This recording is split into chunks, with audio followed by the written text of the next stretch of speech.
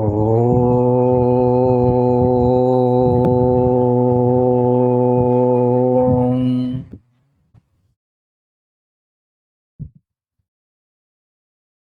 ಓಂ ಸಹನಾ ಭವತು ಸಹನೌ ಭುನಕ್ತು ಸಹ ವೀರ್ಯಂಕರವಾವಹೈ ತೇಜಸ್ವಿನಾವಧೀತಮಸ್ತು ಮಾ ವಿದ್ವಿಷಾವಹೈ. ಓಂ ಶಾಂತಿ ಶಾಂತಿ ಶಾಂತಿ. ಗುರುರ್ಬ್ರಹ್ಮಾ ಗುರುರ್ವಿಷ್ಣುಃ ಗುರುರ್ದೇವೋ ಮಹೇಶ್ವರಃ ಗುರುರೇವ ಪರಂ ಬ್ರಹ್ಮ ತಸ್ಮೈ ಶ್ರೀ ಗುರವೇ ನಮಃ. ಸುದೇವ ಸುತಂ ದೇವಂ ಕಂಸಚಾಣೂರಮರ್ದನಂ ದೇವಕೀ ಪರಮಾನಂದಂ ಕೃಷ್ಣಂ ವಂದೇ ಜಗದ್ಗುರುಂ. ಕೃಷ್ಣಂ ವಂದೇ ಜಗದ್ಗುರುಂ.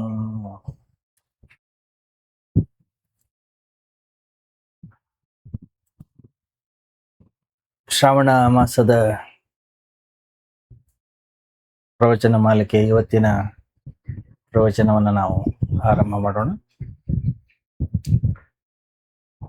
ಬಹಳ ಸುಂದರವಾಗಿರ್ತಕ್ಕಂಥ ಒಂದು ಸೂಫಿ ಕಥೆ ಇದೆ. ಸಣ್ಣ ಸಣ್ಣ ಕಥೆಗಳು, ಬಹಳ ಅರ್ಥಗರ್ಭಿತವಾಗಿರ್ತಕ್ಕಂತಹ ಕಥೆಗಳಿವೆಲ್ಲ. ಸಂತ ರಯೋಕಾನ್ ಯಾವುದೋ ಒಂದು ಬೆಟ್ಟದ ತಪ್ಪಲಿನಲ್ಲಿ ಒಂದು ಸಣ್ಣ ಗುಡಿಸಲಿನಲ್ಲಿ ಅವರು ವಾಸವಾಗಿದ್ರು. ಅವ್ರದ್ದು ಅತ್ಯಂತ ಸರಳವಾಗಿರ್ತಕ್ಕಂತಹ ಜೀವನ. ಒಂದು ಸಂಜೆ ಒಬ್ಬ ಕಳ್ಳ ಅವರ ಗುಡಿಸಲನ್ನ ಒಳಗಡೆಗೆ ಬರ್ತಾನೆ. ಆದ್ರೆ ಗುಡಿಸಲಿನಲ್ಲಿ ಏನೂ ಇರೋದಿಲ್ಲ. ಈ ಮಧ್ಯೆ ರಯೋಕಾನ್ ಗುಡಿಸಿನ ಒಳಗೆ ಬರ್ತಾರೆ. ಇವರು ಗುಡಿಸಿನ ಒಳಗಡೆ ಬರುವಾಗ ಕಳ್ಳ ಹೊರಗಡೆ ಬರೋದನ್ನು ಅವರು ಕಾಣ್ತಾರೆ. ಅವರಂತಾರೆ, ಅಯ್ಯೋ, ಎಷ್ಟು ದೂರದಿಂದ ನನ್ನನ್ನು ಭೇಟಿ ಆಗ್ಲಿಕ್ಕೆ ನೀನು ಬಂದಿದ್ಯಾ, ನಿನ್ನನ್ನು ಬರಿಗೆಯಲ್ಲಿ ಕಳಿಸೋದು ಸರಿಯಲ್ಲ, ಆದ್ರಿಂದ ತಗೋ, ಈ ಬಟ್ಟೆನೇ ನೀನು ತಗೋ. ಕಳ್ಳನಿಗೆ ಆಶ್ಚರ್ಯ ಆಗುತ್ತೆ. ಅವನು ಬಹಳ ಸಂಕೋಚದಿಂದ, ಬಹಳ ಮುಜುಗುರದಿಂದ ಬಟ್ಟೆಗಳನ್ನ ತೆಗೆದುಕೊಂಡು ಏನು ಮಾತಾಡದೆ ಅಲ್ಲಿಂದ ಹೊರಟೋಗ್ತಾನೆ. ಗಂಸಿ ಆ ಮಹಾತ್ಮ ಈಗ ಬೆತ್ತಲೆ ಆಗಿದ್ದಾನೆ, ದಿಗಂಬರ. ಬೆತ್ತಲೆಯಾಗಿ ಕೂತ್ಕೊಂಡು ನೋಡ್ತಾ ಇದ್ದಾನೆ. ರಾತ್ರಿ ಹೊತ್ತು ಚಂದ್ರನನ್ನ ನೋಡ್ತಾ ಇದ್ರು. ಮನಸ್ಸಿನಲ್ಲಿ ಹೀಗೆ ಅನ್ಕೊಂಡ್ರಂತವ್ರು, ಅಯ್ಯೋ, ಈ ಬಡವನಿಗೆ ಒಂದು ವೇಳೆ ನಾನು ಈ ಸುಂದರವಾಗಿರ್ತಕ್ಕಂತಹ ಚಂದ್ರನನ್ನ ತೆಗೆದುಕೊಂಡು ಇವನ ಕೈಯಲ್ಲಿ ಕೊಡೋ ಹಾಗಿದ್ದಿದ್ರೆ ಎಷ್ಟು ಚೆನ್ನಾಗಿರ್ತಿತ್ತು.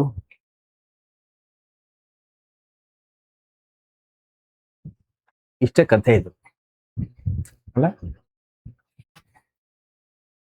ಗಂಸಿ ಮೊಹಮ್ಮದ್ ಸಯ್ಯದ್ ಅಂತಕ್ಕಂಥ ಒಬ್ಬ ಸೂಫಿ ಫಕೀರ ಇದ್ದ.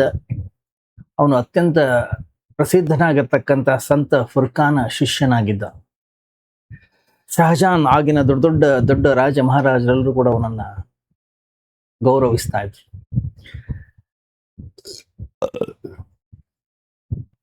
ದಾರಾ ಶಿಹೋಕ್ ಅಂತಕ್ಕಂಥವನು ಇವರ ಶಿಷ್ಯನಾಗಿದ್ದ. ಇದೇ ಒಂದು ಕಾರಣಕ್ಕೆ ಔರಂಗಜೇಬ್ ಇವನ ಮೇಲೆ ಬಹಳ ಕೋಪಗೊಂಡಿದ್ದ. ಔರಂಗಜೇಬ್ ಅಧಿಕಾರಕ್ಕೆ ಬಂದಾಗ ಮಾಡಿದ ಮೊದಲ ಕೆಲಸ ಏನಂತಂದ್ರೆ, ಈ ಮೊಹಮ್ಮದ್ ಸಯ್ಯದ್ನನ್ನ ಜೈಲಿಗೆ ಹಾಕಿದ. ತುಂಬಾ ಕಿರುಕುಳವನ್ನು ಕೊಟ್ಟನಂತೆ. ಕೊನೆಗೆ ಗಲ್ಲಿಗೇರಿಸ. ಆ ಮೊಹಮ್ಮದ್ ಸಯ್ಯದ್ ಅಂತಕ್ಕಂಥ ಒಬ್ಬ ಸಂತ ಯಾವಾಗ್ಲೂ ಕೂಡ ಒಂದು ಹಾಡನ್ನು ಹಾಡ್ತಾ ಇದ್ದ.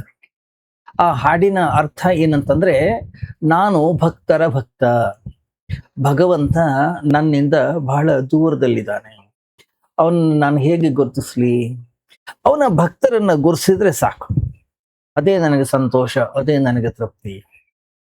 ಆ ಹಾಡಿನಲ್ಲಿ ಇನ್ನೂ ಅನೇಕ ಸಾಲುಗಳಿವೆ.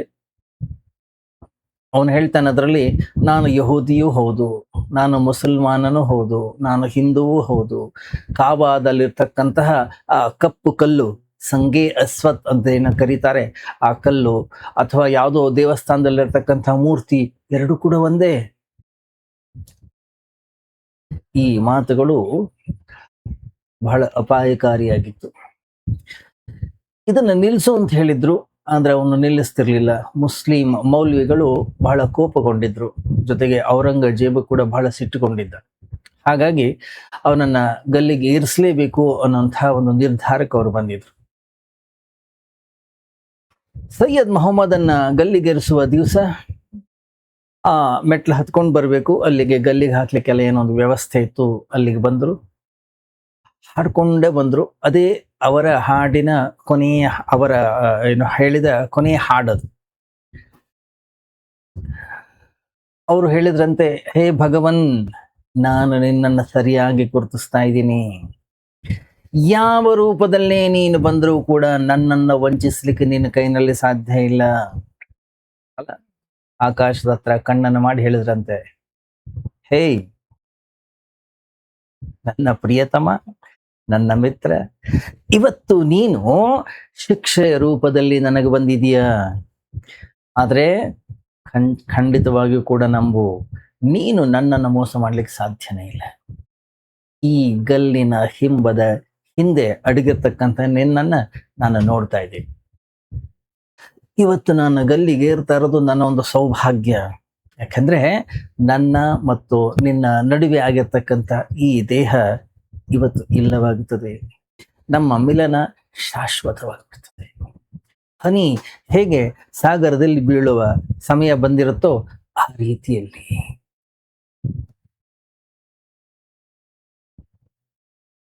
ಗಮನಿಸಿ. ಇದನ್ನ ಸಂತತ್ವ, ಇದನ್ನ ಮಹಾತ್ಮ ಅಂತ ಕರೀತಾರೆ. ಸಂತತ್ವ ಅಂದ್ರೆ ಏನ್ ಹೇಳಿ? ಕಣ್ಣು ಎಲ್ಲೇ ಬೀಳಿ ಅಲ್ಲಿ ಭಗವಂತನನ್ನ ಕಾಣುವಂಥದ್ದು.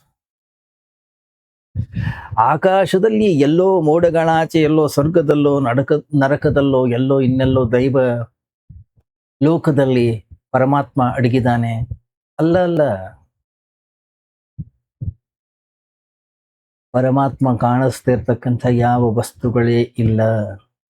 ಭಗವಂತನೇ ನಮ್ಮ ದೃಷ್ಟಿ ಆಗುವಂಥದ್ದು. ಎಲ್ಲ ಕಡೆಗೂ ಕೂಡ ಅವನೇ ಇರೋದು. ಗಾಳಿಯ ಪ್ರತಿಯೊಂದು ಬೀಸ್ತದಲ್ಲ, ಅದರಲ್ಲಿ ಅವನ ಸ್ಪರ್ಶವಿದೆ. ಸೂರ್ಯನ ಪ್ರತಿಯೊಂದು ಕಿರಣದಲ್ಲಿ ಅವನ ಬೆಳಕಿದೆ. ಜೀವನ ಯಾವುದೇ ರೂಪದಲ್ಲಿ ಅಡಗಿದ್ರೂ ಅಲ್ಲಿ ಪರಮಾತ್ಮನನ್ನ ಕಾಣ್ತಕ್ಕಂತಹ ನಮ್ಮ ಕಣ್ಣುಗಳು ಅಷ್ಟು ಆಳಾಗಬೇಕು. ನಮ್ಮನ್ನ ವಂಚಿಸ್ಲಿಕ್ಕೆ ಸಾಧ್ಯ ಆಗಬಾರದು. ಯಾರಿಗೊತ್ತು, ಭಗವಂತ ಗಲ್ಲಿನ ರೂಪದಲ್ಲೇ ಬರಬಹುದು. ಅವನನ್ನ ನೋಡ್ಲಿಕ್ಕೆ ನಾವು ಸಾಧ್ಯವಾಗಬೇಕು, ನಮ್ಮ ಕೈನಲ್ಲಾಗಬೇಕು. ಪರಮಾತ್ಮ ಅಂತಕ್ಕಂಥದ್ದು ಒಂದು ದೃಷ್ಟಿ. ಸಂಸಾರ ಅನ್ನುವಂಥದ್ದು ಕೂಡ ಆಸ್ತಿಕನಿಗೂ ಒಂದೇ, ನಾಸ್ತಿಕನಿಗೂ ಕೂಡ ಒಂದೇ, ಜ್ಞಾನಿಗೂ ಒಂದೇ, ಅಜ್ಞಾನಿಗೂ ಕೂಡ ಒಂದೇ.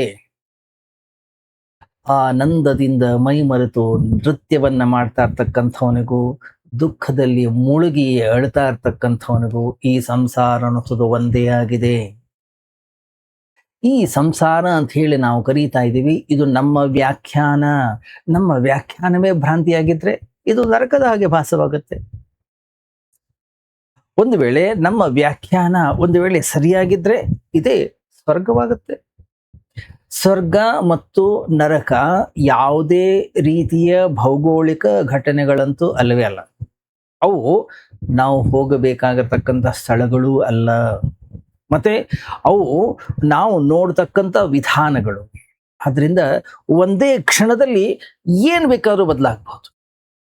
ನೋಡೋ ವಿಧಾನ ಬದಲಾಯಿತೋ, ಇಲ್ಲೇ 4 ಕಡೆ ಭಗವಂತ ಪ್ರಕಟಗೊಳ್ತಾನೆ. ಅವನು ಈಗಾಗಲೇ ಇಲ್ಲಿದ್ದಾನೆ. ನಮ್ಮ ನೋಡುವಿಕೆಯಲ್ಲಿ ಅಥವಾ ನಮ್ಮ ದೃಷ್ಟಿಕೋನದಲ್ಲಿ ಒಂದಿಷ್ಟು ವ್ಯತ್ಯಾಸವಾಗಿದೆ. ಅವನನ್ನ ನೋಡ್ಲಿಕ್ಕೆ ನಮ್ಮ ಕೈನಲ್ಲಿ ಆಗ್ತಾ ಇಲ್ಲ. ಒಬ್ಬ ವ್ಯಕ್ತಿ ಸೂರ್ಯನ ಪ್ರಖರ ಬೆಳಕಿನಲ್ಲಿ ಕಣ್ಣು ಮುಚ್ಚಿಕೊಂಡು ನಿಂತ್ಕೊಂಡ ಹಾಗಿದೆ. ಪರಮಾತ್ಮನ ಕೃಪೆ, ಅವನ ಮಳೆಯಲ್ಲಿ ನಾವು ಕಣ್ಣು ಮುಚ್ಕೊಂಡು ನಿಂತ್ಕೊಂಡಿದ್ದೀವಿ. ಯಾರು ಇಷ್ಟನೋ ಅವರು ಮುಂದೆನೇ ಇದ್ದೀವಿ, ಆದ್ರೆ ಬೆನ್ನು ಹಾಕಿ ನಿಂತ್ಕೊಂಡಿದ್ದೀವಿ. ಭಗವಂತನಿಗೆ ಬೆನ್ನು ಹಾಕಿ ನಿಂತ್ಕೊಂಡಿದ್ದೀವಿ. ಆದ್ರಿಂದ ನಾವು ಪ್ರಶ್ನೆಯನ್ನ ಮಾಡ್ತಾ ಇದ್ದೀವಿ, ಭಗವಂತ ಎಲ್ಲಿದ್ದಾನೆ? ಜೀವನದಲ್ಲಿ ದುಃಖ ಅನ್ನುವಂಥದ್ದು ನಮ್ಮ ತಪ್ಪಾದ ವ್ಯಾಖ್ಯಾನ. ಸುಖ ಅನ್ನುವಂಥದ್ದು ಏನಿದೆ ಅದೇ ನಿಜವಾದ ವ್ಯಾಖ್ಯಾನ, ಸರಿಯಾದ ವ್ಯಾಖ್ಯಾನ. ಆನಂದ ಅಂತಂದ್ರೆ ಎಲ್ಲ ವ್ಯಾಖ್ಯಾನಗಳಿಂದ ಮುಕ್ತವಾಗುವಂಥದ್ದು, ಅದಕ್ಕೆ ಹೆಸರು ಮೋಕ್ಷ. ಹಾಗಾದ್ರೆ ಈ ಸುಂದರವಾದಂತ ಈ ಕಥೆಯನ್ನ ಪ್ರವೇಶ ಮಾಡೋಕ್ಕಿಂತ ಮೊದಲು ನಾವು ಸ್ಪಷ್ಟ ಮಾಡ್ಕೊಳ್ಬೇಕು, ನಾವು ನರಕದಲ್ಲಿದ್ರೆ ನಮ್ಮನ್ನ ಯಾರು ನರಕಕ್ಕೆ ತಳ್ಳಿಲ್ಲ. ಯಾಕೆ? ಈ ನರಕವನ್ನ ನಾವೇ ನಮ್ಮ ಸ್ವಂತ ಕೈಗಳಿಂದ ನಾವು ನಿರ್ಮಾಣವನ್ನ ಮಾಡ್ಕೊಂಡಿದ್ದೀವಿ. ಇದರ ಸೃಷ್ಟಿಕರ್ತರು ಯಾರು? ಇದರ ಸೃಷ್ಟಿಕರ್ತರು ನಾವೇ. ಭಗವಂತ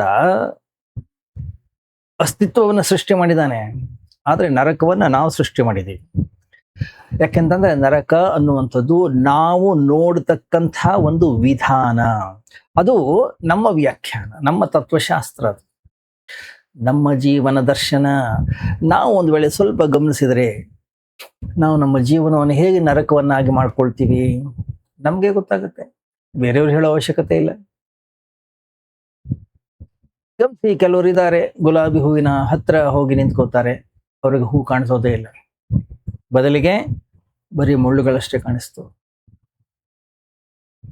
ಯಪ್ಪ ಎಷ್ಟು ಮುಳ್ಳು ಇವು ಅಂತಾನೆ. ಒಬ್ಬ ವ್ಯಕ್ತಿ ಮುಳ್ಳುಗಳನ್ನಷ್ಟೇ ಎಣಿಸ್ತಾ ಇದ್ರೆ ಶೀಘ್ರದಲ್ಲೇ ಅವನ ಕಣ್ಣುಗಳು ಮುಳ್ಳುಗಳಿಂದ ತುಂಬಿ ಹೋಗ್ತವೆ.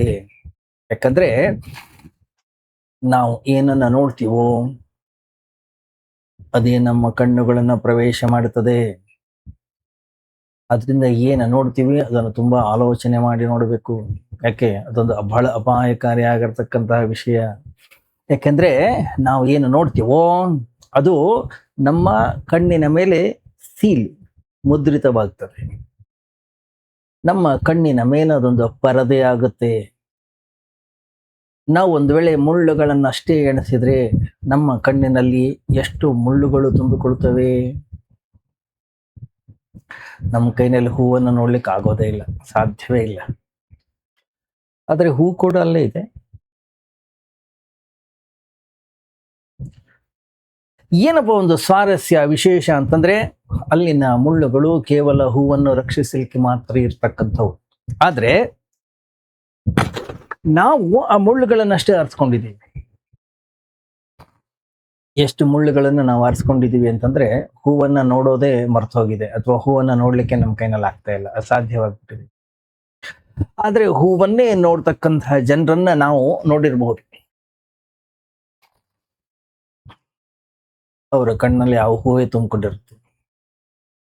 ಹೂವು ಕಣ್ಣುಗಳಲ್ಲಿ ತುಂಬಿಕೊಂಡಾಗ ಮುಳ್ಳುಗಳನ್ನ ನೋಡ್ಲಿಕ್ಕೆ ಆ ಕಣ್ಣುಗಳಲ್ಲಿ ಜಾಗವೇ ಇರುವುದಿಲ್ಲ. ಕಣ್ಣು ಒಂದೋ ಹೂವನ್ನ ನೋಡಬಹುದು, ಇಲ್ಲ ಮುಳ್ಳನ್ನ ನೋಡಬಹುದು. ಗಮನ ಒಂದೋ ದುಃಖದ ಮೇಲಿರಬಹುದು, ಇಲ್ಲ ಸುಖದ ಕಡೆಗಿರಬಹುದು. ಗಮನ ಒಂದು ತಪ್ಪಾದ ವಸ್ತುವಿನ ಮೇಲಿರಬಹುದು, ಇಲ್ಲ ಸರಿಯಾದ ವಸ್ತುವಿನ ಮೇಲಿರಬಹುದು.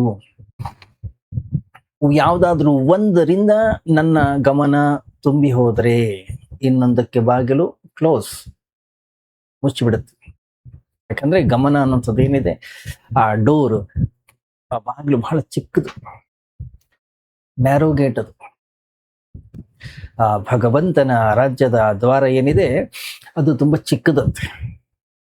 ಅದನ್ನ ಮುಳ್ಳಿನಿಂದ ತುಂಬಿಕೊಂಡ್ರೆ ಹೂವಿಗೆ ಜಾಗ ಇಲ್ಲ, ದುಃಖದಿಂದ ನಾವು ತುಂಬಿಕೊಂಡ್ರೆ ಅಲ್ಲಿ ಸುಖ ಬರ್ಲಿಕ್ಕೆ ಜಾಗ ಇಲ್ಲ.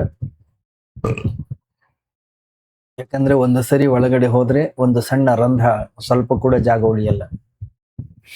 ಯಾಕಂದ್ರೆ ಕಣ್ಣು ತುಂಬಾ ಚಿಕ್ಕದು, ಯಾವ್ದಾದ್ರು ಒಂದರಿಂದ ಅದು ತುಂಬಿಕೊಳ್ತೋ ಅದರ ವಿರುದ್ಧವಾದದಕ್ಕೆ ಅಲ್ಲಿ ಜಾಗ ಇರೋದಿಲ್ಲ.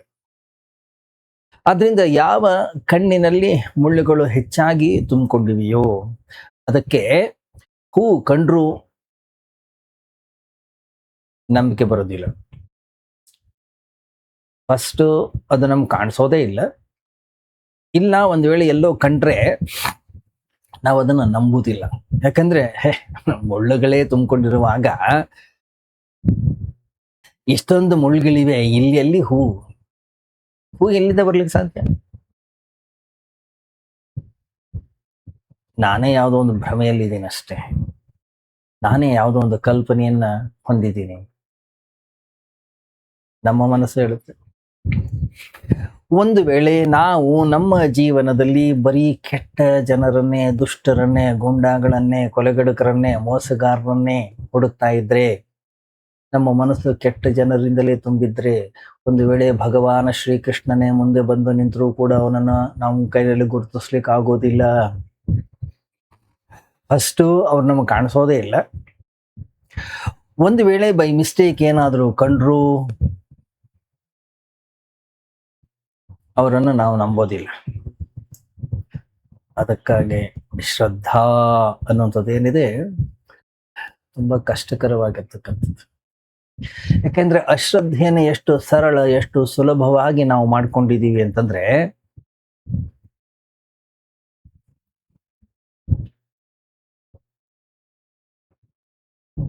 ಅವಕಾಶ ಇಲ್ಲದೆ ಇದ್ರೂ ಕೂಡ ಆ ವಿಷಯಗಳಲ್ಲಿ ಅಶ್ರದ್ಧೆಯನ್ನು ತೋರಿಸ್ತೀವಿ.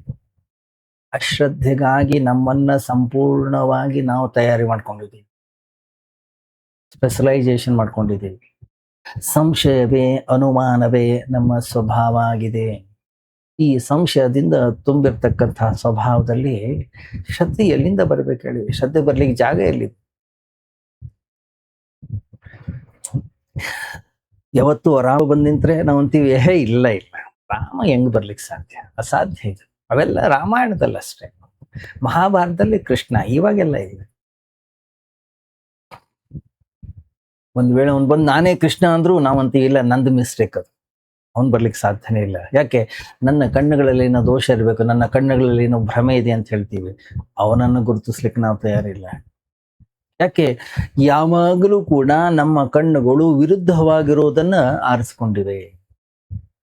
ಆದ್ರೆ ಯಾವ ವ್ಯಕ್ತಿಯ ಕಣ್ಣು ಹೂಗಳಿಂದ ತುಂಬಿಸ್ಕೊಂಡಿದ್ದಾನೋ ಅವನಿಗೆ ಸಾಧ್ಯ ಇದೆ.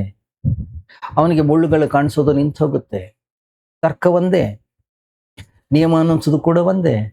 ಮೆಲ್ಲನೆ ನಿಧಾನವಾಗಿ ಸಮಯ ಬರ್ತದೆ. ಒಂದು ವೇಳೆ ಮುಳ್ಳು ಕಾಣಿಸಿದ್ರು ಆ ಮುಳ್ಳಿನ ಮೇಲೆ ನಂಬಿಕೆ ಬರೋದಿಲ್ಲ. ಯಾಕಂದ್ರೆ ಅವನಂತಾನೆ ಹೇಗೆ ಸಾಧ್ಯ? ಎಲ್ಲಿ ಅತ್ಯಂತ ಸುಂದರ, ಕೋಮಲ, ಮೃದುವಾಗಿರ್ತಕ್ಕಂಥ ಗುಲಾಬಿ ಇದೆಯೋ ಅಲ್ಲಿ ಮುಳ್ಳು ಹೇಗಿರ್ಲಿಕ್ಕೆ ಸಾಧ್ಯ ಇಲ್ಲ. ಗಮನಿಸಿ, ಹೂ ಮತ್ತು ಮುಳ್ಳಿನ ನಡುವೆ ಬಹಳ ವಿರೋಧಾಭಾಸ ಇದೆ. ಎಷ್ಟೊಂದು ವಿರೋಧವಿದೆ ಅಂದ್ರೆ ಅದಕ್ಕಿಂತ ದೊಡ್ಡ ವಿರೋಧವನ್ನ ನಾವು ಈ ಜಗತ್ತಿನಲ್ಲಿ ಕಾಣಲಿಕ್ಕೆ ಸಾಧ್ಯ ಇಲ್ಲ. ಹೌದಾ? ಒಂದೇ ಗಿಡದಲ್ಲಿ ಇಷ್ಟೊಂದು ದೊಡ್ಡ ವಿರೋಧ ಹೇಗಿರ್ಲಿಕ್ಕೆ ಸಾಧ್ಯ? ಗಮನಿಸಿ, ಕಣ್ಣು ಒಂದು ವೇಳೆ ಹೂವಿಂದ ತುಂಬಿಕೊಂಡಿದ್ರೆ, ಮೃದುತ್ವದಿಂದ ತುಂಬಿಕೊಂಡಿದ್ರೆ, ಮುಳ್ಳಿನ ಮೇಲಿನ ನಂಬಿಕೆ ಹೊರಟು ಹೋಗುತ್ತೆ. ಇದೊಂದು ದೊಡ್ಡ ಘಟನೆ. ಅದೇನಂದ್ರೆ, ಯಾರ ಕಣ್ಣು ಮುಳ್ಳಿನಿಂದ ತುಂಬಿಕೊಂಡಿದೆಯೋ ಅವನಿಗೆ ಹೂ ಕಾಣಿಸೋದಿಲ್ಲ. ಕಾಣಿಸಿದ್ರು ಕೂಡ ಆ ಹೂವಿನ ಮೇಲೆ ಶ್ರದ್ಧೆ ಮೂಡೋದಿಲ್ಲ. ಹೂ ಇದ್ರು ಅದು ಸುಳ್ಳು, ಯಾರು ಏನೋ ಸುಮ್ಮನೆ ತಂದಿಟ್ಟಿದಾರಷ್ಟೇ ಅಂತ, ನಾವು ದೊಡ್ಡ ಮೋಸ ಇದು ಅಂತ. ನಾವು ಮೋಸ ಮಾಡ್ಲಿಕ್ಕೆ ಈ ತರದೆಲ್ಲ ವ್ಯವಸ್ಥೆ ಮಾಡಿದ್ದಾರೆ ಅಂತ. ಯಾಕಂದ್ರೆ ಎಲ್ಲಿ ಮುಳ್ಳಿದೆ ಅಲ್ಲಿ ಹೂ ಇರ್ಲಿಕ್ಕೆ ಸಾಧ್ಯ ಇಲ್ಲ ಅನ್ನೋಂಥದ್ದೇ ಅವನ ವ್ಯಾಖ್ಯಾನ.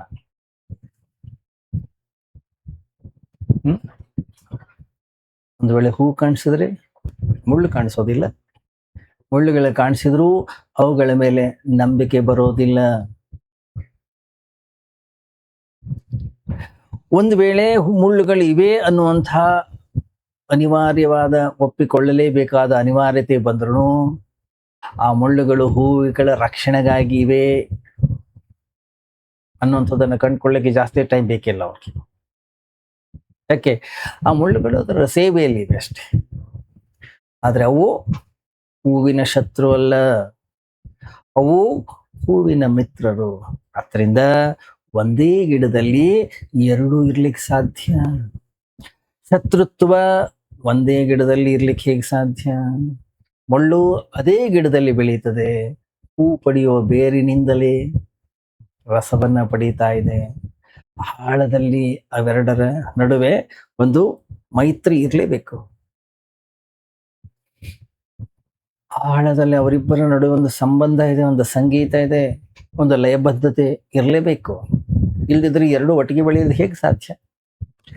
ಎಲ್ಲೆಲ್ಲಿ ನಮಗೆ ವಿರೋಧ ಅನ್ನುವಂಥದ್ದು ಕಾಣಿಸ್ತಾ ಇದೆಯೋ ಆ ವಿರೋಧದ ಕೆಳಗಡೆಗೆ ಒಂದು ವೇಳೆ ನಾವು ಗಮನಿಸಿದರೆ, ಒಳಗಡೆಗೆ ಇಳಿದ್ರೆ ಎಲ್ಲೋ ಒಂದು ಕಡೆ ನಮಗೆ ಏಕತಾ ಗೊತ್ತಾಗುತ್ತೆ. ಯಾಕಂದ್ರೆ ಒಂದೇ ಜೀವನದಲ್ಲಿ ಎರಡೂ ಹೇಗಿರ್ಲಿಕ್ಕೆ ಸಾಧ್ಯ? ಯಾವ ವ್ಯಕ್ತಿ ತನ್ನನ್ನು ಹೂಗಳಿಂದ ತುಂಬಿಸ್ಕೊಂಡಿದ್ದಾನೋ ಅವನ ಜೀವನ ಸುಖದಿಂದ ತುಂಬಿ ಹೋಗ್ತದೆ. ಮತ್ತೆ ಯಾವ ವ್ಯಕ್ತಿ ತನ್ನನ್ನ ಮುಳ್ಳುಗಳಿಂದ ತುಂಬಿಕೊಂಡಿದ್ದಾನೋ ಅವನ ಜೀವನ ದುಃಖದಿಂದ ತುಂಬಿ ಹೋಗುತ್ತೆ. ನಮಗೆ ಯಾವತ್ತಾದ್ರೂ ಏನಾದ್ರೂ ಚುಚ್ಚಿದಾಗ ಯಾರೋ ನಮ್ಗೆ ಚುಚ್ಚುತ್ತಿದ್ದಾರೆ ಅಂತ ನಾವು ಭಾವಿಸ್ತೀವಿ. ಆದ್ರೆ ಅದು ನಮ್ಮ ತಪ್ಪು ತಿಳುವಳಿಕೆ. ನಮಗೆ ಏನಾದ್ರೂ ಚುಚ್ಚುತ್ತಾ ಇದೆ ಅಂದ್ರೆ ಅದರರ್ಥ ಮುಳ್ಳುಗಳನ್ನ ನೋಡುವುದರಲ್ಲಿ ನಾವು ಬಹಳ ಚಾಣಾಕ್ಷರಾಗಿದ್ದೀವಿ, ಎಕ್ಸ್ಪರ್ಟ್ ಆಗಿದ್ದೀವಿ. ಯಾಕೆಂದ್ರೆ ಪ್ರತಿಯೊಂದು ವಸ್ತು ಮುಳ್ಳಾಗಿ ಪರಿವರ್ತನೆ ಆಗುತ್ತಾ ಇದೆ. ಪ್ರತಿಯೊಂದು ವಸ್ತು, ಪ್ರತಿಯೊಂದು ವ್ಯಕ್ತಿ, ಪ್ರತಿಯೊಂದು ಘಟನೆ ನಮ್ಮನ್ನ ಚುಚ್ಚುತ್ತಾ ಇದೆ. ರಾಬಿಯಾ ಅಂತ ಹೇಳಿ ಕಾಶ್ಮೀರದಲ್ಲಿ ಬಹಳ ದೊಡ್ಡ ಸಂತಳಾಗಿ ಹೋದ್ಲು. ಅವಳು ಯಾರಲ್ಲಿಯೂ ಕೆಟ್ಟದ್ದನ್ನೇ ನೋಡ್ತಾ ಇರಲಿಲ್ಲ. ಅದೇ ಒಬ್ಬ ಸಂತನ ಲಕ್ಷಣ. ಅವಳು ಮುಳ್ಳನ್ನು ನೋಡಿದ್ರೂ ಕೂಡ ಅದರಲ್ಲಿ ಪ್ರಶಂಸೆಯನ್ನ, ಅದರ ಮೇಲೆ ಒಂದು ಹಾಡು ಹೇಳ್ತಾ ಇದ್ಲು. ಅವಳ ಮಿತ್ರರು, ಶಿಷ್ಯರು, ಇತರ ಫಕೀರು ಯಾರ್ಯಾರಲ್ಲಿ ಬರೋ ಕಂಗಾಲಾಗ್ಬಿಟ್ಟಿದ್ರು.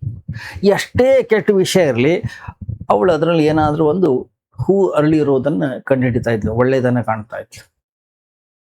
ಒಂದು ದಿವಸ ಹಸನ್ ಅಂತಕ್ಕಂಥ ಒಬ್ಬ ಫಕೀರ್, ರಾಬಿಯಾ, ನಿನ್ನ ಬಳಿಗೆ ಎಲ್ಲಾ ರೀತಿ ಸುದ್ದಿಗಳನ್ನ ತರ್ತೀವಿ, ಆದ್ರೆ ನೀನು ಯಾವ್ದಾದ್ರೂ ಒಂದರಲ್ಲಿ ನೀನು ಒಳ್ಳೇದನ್ನೇ ಕಾಣ್ತೀಯ.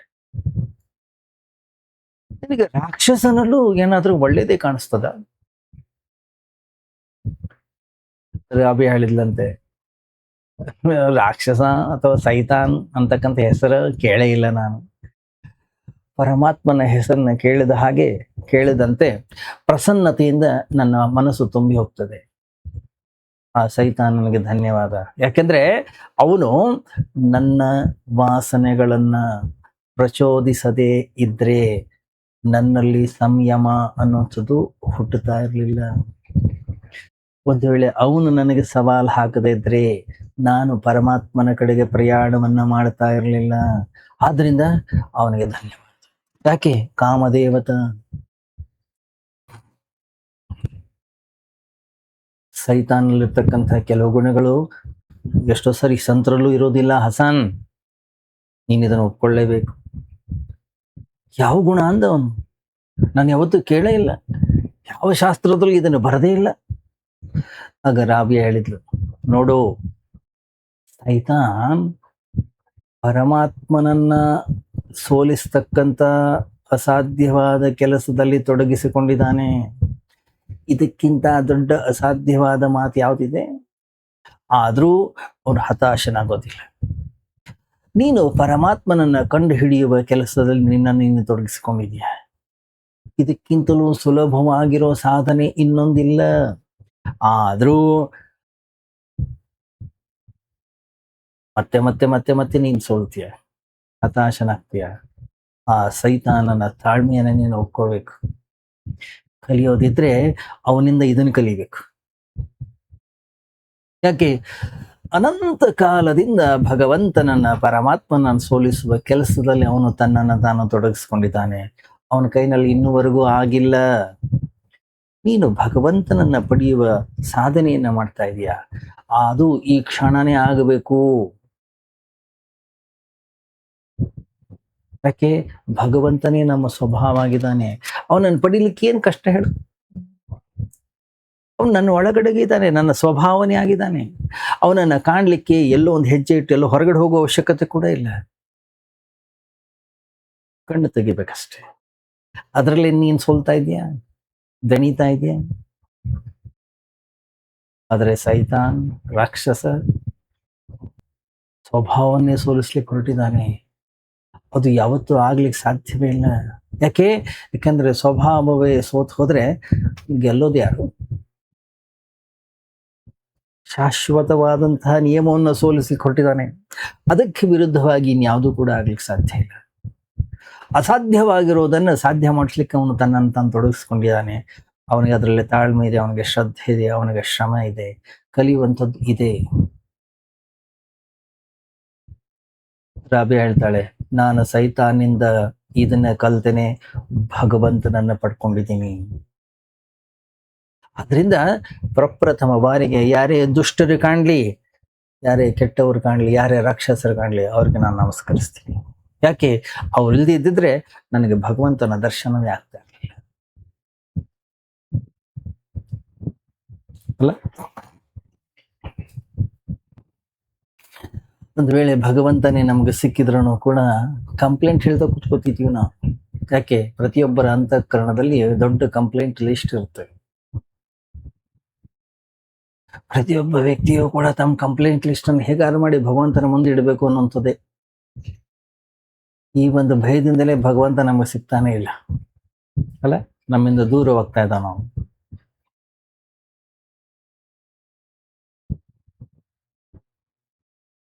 ಒಬ್ಬ ಮನುಷ್ಯ ಇದ್ದ, ಅವನಿಗೆ ತುಂಬಾ ಬೇಸರ ತರಿಸ್ತಕ್ಕಂಥ ಹರಟೆ ಹೊಡಿ ಅಭ್ಯಾಸ ಇತ್ತು. ಅವನೊಬ್ಬ ಸಾಧು, ಒಂದು ದೊಡ್ಡ ಯಹೂದಿ ದೇವಸ್ಥಾನದಲ್ಲಿ ಅವನು ಪೂಜಾರಿಯಾಗಿದ್ದ. ಆದ್ರೆ ತುಂಬಾ ಮಾತು, ಎಲ್ಲರಿಗೂ ಬೇಸರ ಬಂದ್ಬಿಡೋದು ಅವನ ಮಾತು ಕೇಳಿ. ಅವನ ಹರಟೆ, ಅವನ ಮಾತಿನಿಂದ ಇಡೀ ಗ್ರಾಮ ಕಂಗಾಲಾಗಿತ್ತು. ವರ್ಷದ ಒಂದು ಪವಿತ್ರ ದಿನ ಅವನು ಎದ್ದು ತನ್ನ ಮೊದಲ ಪ್ರಾರ್ಥನೆಯಲ್ಲಿ, ಹೇ ಭಗವನ್, ಇದು ತುಂಬಾ ಆಯ್ತು, ಇವತ್ತು ನೀನು ಭೇಟಿ ಆಗ್ಲೇಬೇಕು. ಯಾಕೆ? ನನ್ನ ಕಾಯೋದು ಮುಗಿಯಿತು, ನನ್ನ ಶ್ರಮ ಮುಗಿಯಿತು, ನನ್ನ ಪ್ರಾರ್ಥನೆ ಮುಗಿಯಿತು, ನಂಗೆ ಸಾಕಾಯ್ತು. ಹೇ ಭಗವನ್, ಇವತ್ತು ರಜಾ, ಅಟ್ಲೀಸ್ಟ್ ಇವತ್ತಾದ್ರೂ ನನ್ನನ್ನು ಕ್ಷಮಿಸು, ನನಗೆ ವಿಶ್ರಾಂತಿಯನ್ನ ಕೊಡು, ನನ್ನನ್ನು ಬಿಟ್ಟುಬಿಡು, ನನಗೆ ಮುಕ್ತಿಯನ್ನು ಕೊಡು. ನಿನ್ನ ಬಳಿ ದೂರುಗಳ ಇಷ್ಟೊಂದು ದೊಡ್ಡ ಪಟ್ಟಿ ಇದೆ, ಮುಳ್ಳಿಂದೇ ಮಾಲೆ ಇದೆ ನಿನ್ನ ಹತ್ರ ಅಲ್ಲ. ಗಮನಿಸಿ, ನಾವು ಭಗವಂತನ ಬಳಿ ಹೋದ್ರೆ ಮುಳ್ಳಿಂದೇ ಮಾಲೆ ಹಾಕೋದು. ಮೋಸ್ಟ್ಲಿ ಇದಕ್ಕೆ ಭಯ ಇರಬೇಕು, ಅವ್ನು ನಮ್ಮ ಹತ್ರ ಬರೋದೇ ಇಲ್ಲ.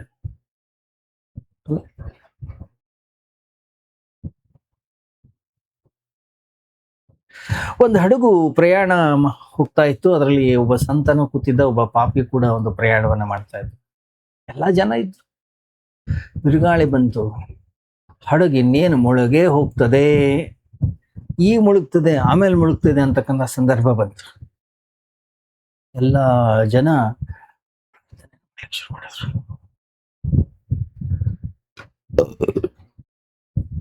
ಸಂತ ಅವನೇನ್ ಮಾಡ್ದ, ಆ ಪಾಪಿ ಕೂಡ ಮೂಲೆಯಲ್ಲಿ ಒಂದು ಕಡೆ ಕೂತ್ಕೊಂಡು ಭಗವಂತನ ಧ್ಯಾನವನ್ನ ಮಾಡ್ಲಿಕ್ಕೆ ಶುರು ಮಾಡಿದ.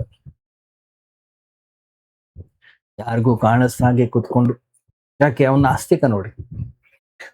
ಆದ್ರೆ ಸಂತ ಯಾವ ಪ್ರಾರ್ಥನೆಯನ್ನು ಮಾಡ್ಲಿಲ್ಲ. ಇವ್ ನೋಡ್ತಾನೆ ಇದ್ದ, ಏನ್ ಮಾಡ್ತಾ ಇದೀಯ? ಏ ಭಗವನ್ ಕಾಪಾಡು ಸಂತ ಅಂದ. ನಿಧಾನ ಮಾತಾಡು, ನೀನ್ ಇಲ್ಲಿ ಇದೆಯಾ ಅಂತ ಭಗವಂತನಿಗೆ ಗೊತ್ತಾದ್ರೆ ಯಾರು ಬದುಕಲ್ಲ. ಅದಕ್ಕೆ ನಿನ್ನನ್ನ ನನ್ನ ಹಿಂದೆ ಇಟ್ಟಿದ್ದೀನಿ, ಅವನಿಗೆ ಕಾಣದೇ ಇರೋ ಹಾಗೆ ಇಟ್ಟಿದ್ದೀನಿ. ಭಗವಂತ ಒಂದ್ ವೇಳೆ ಬಂದ ನೋಡಿದ್ರು ನೀನ್ ಕಾಣಿಸೋದಿಲ್ಲ. ನೀನ್ ಎಲ್ಲಿದ್ಯಾ ಅಂತ ಗೊತ್ತಾಯ್ತೋ,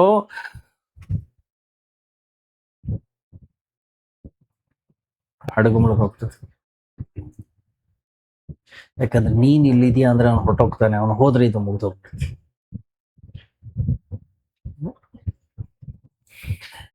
ಗಮನಿಸಿ, ನಾವಿದ್ದಲ್ಲೇ ಭಗವಂತ ಇಲ್ಲ ಅಂತಂದ್ರೆ ಭಗವಂತ ಇರುವಲ್ಲಿ ನಾವು ಹೋಗ್ಬೇಕಾಗತ್ತೆ. ನಾವಿದ್ದಲ್ಲಿ ನಾವು ಭಗವಂತನನ್ನ ಕಾಣ್ಲಿಲ್ಲ ಅಂತಂದ್ರೆ ನಾವು ಕಾಶಿಗೆ ಹೋಗ್ಬೇಕಾಗತ್ತೆ, ಗಿರ್ನಾರಿಗೆ ಹೋಗ್ಬೇಕಾಗತ್ತೆ, ಚಾರ್ಧಾಮಕ್ಕೆ ಹೋಗ್ಬೇಕಾಗತ್ತೆ. ನಮ್ಮ ಭಯದಿಂದ ಅವನಲ್ಲಿ ಹೋಗಿ ಕೂತ್ಕೊಂಡಿದ್ದಾನ.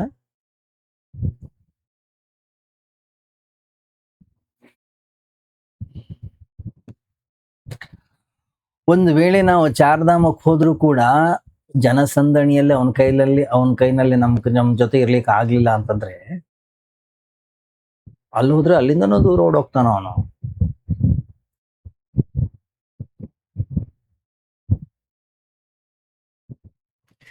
ಯಾರು ಮುಳ್ಳುಗಳ ಮಾಲೆಯನ್ನೇ, ಕಂಪ್ಲೇಂಟ್ ಲಿಸ್ಟ್ ಅನ್ನೇ ಹಿಡ್ಕೊಂಡು ಹೋಗ್ತಾರೋ ಅವ್ರಿಗೆ ಭಗವಂತನ ದರ್ಶನ ಸಾಧ್ಯ ಇಲ್ಲ.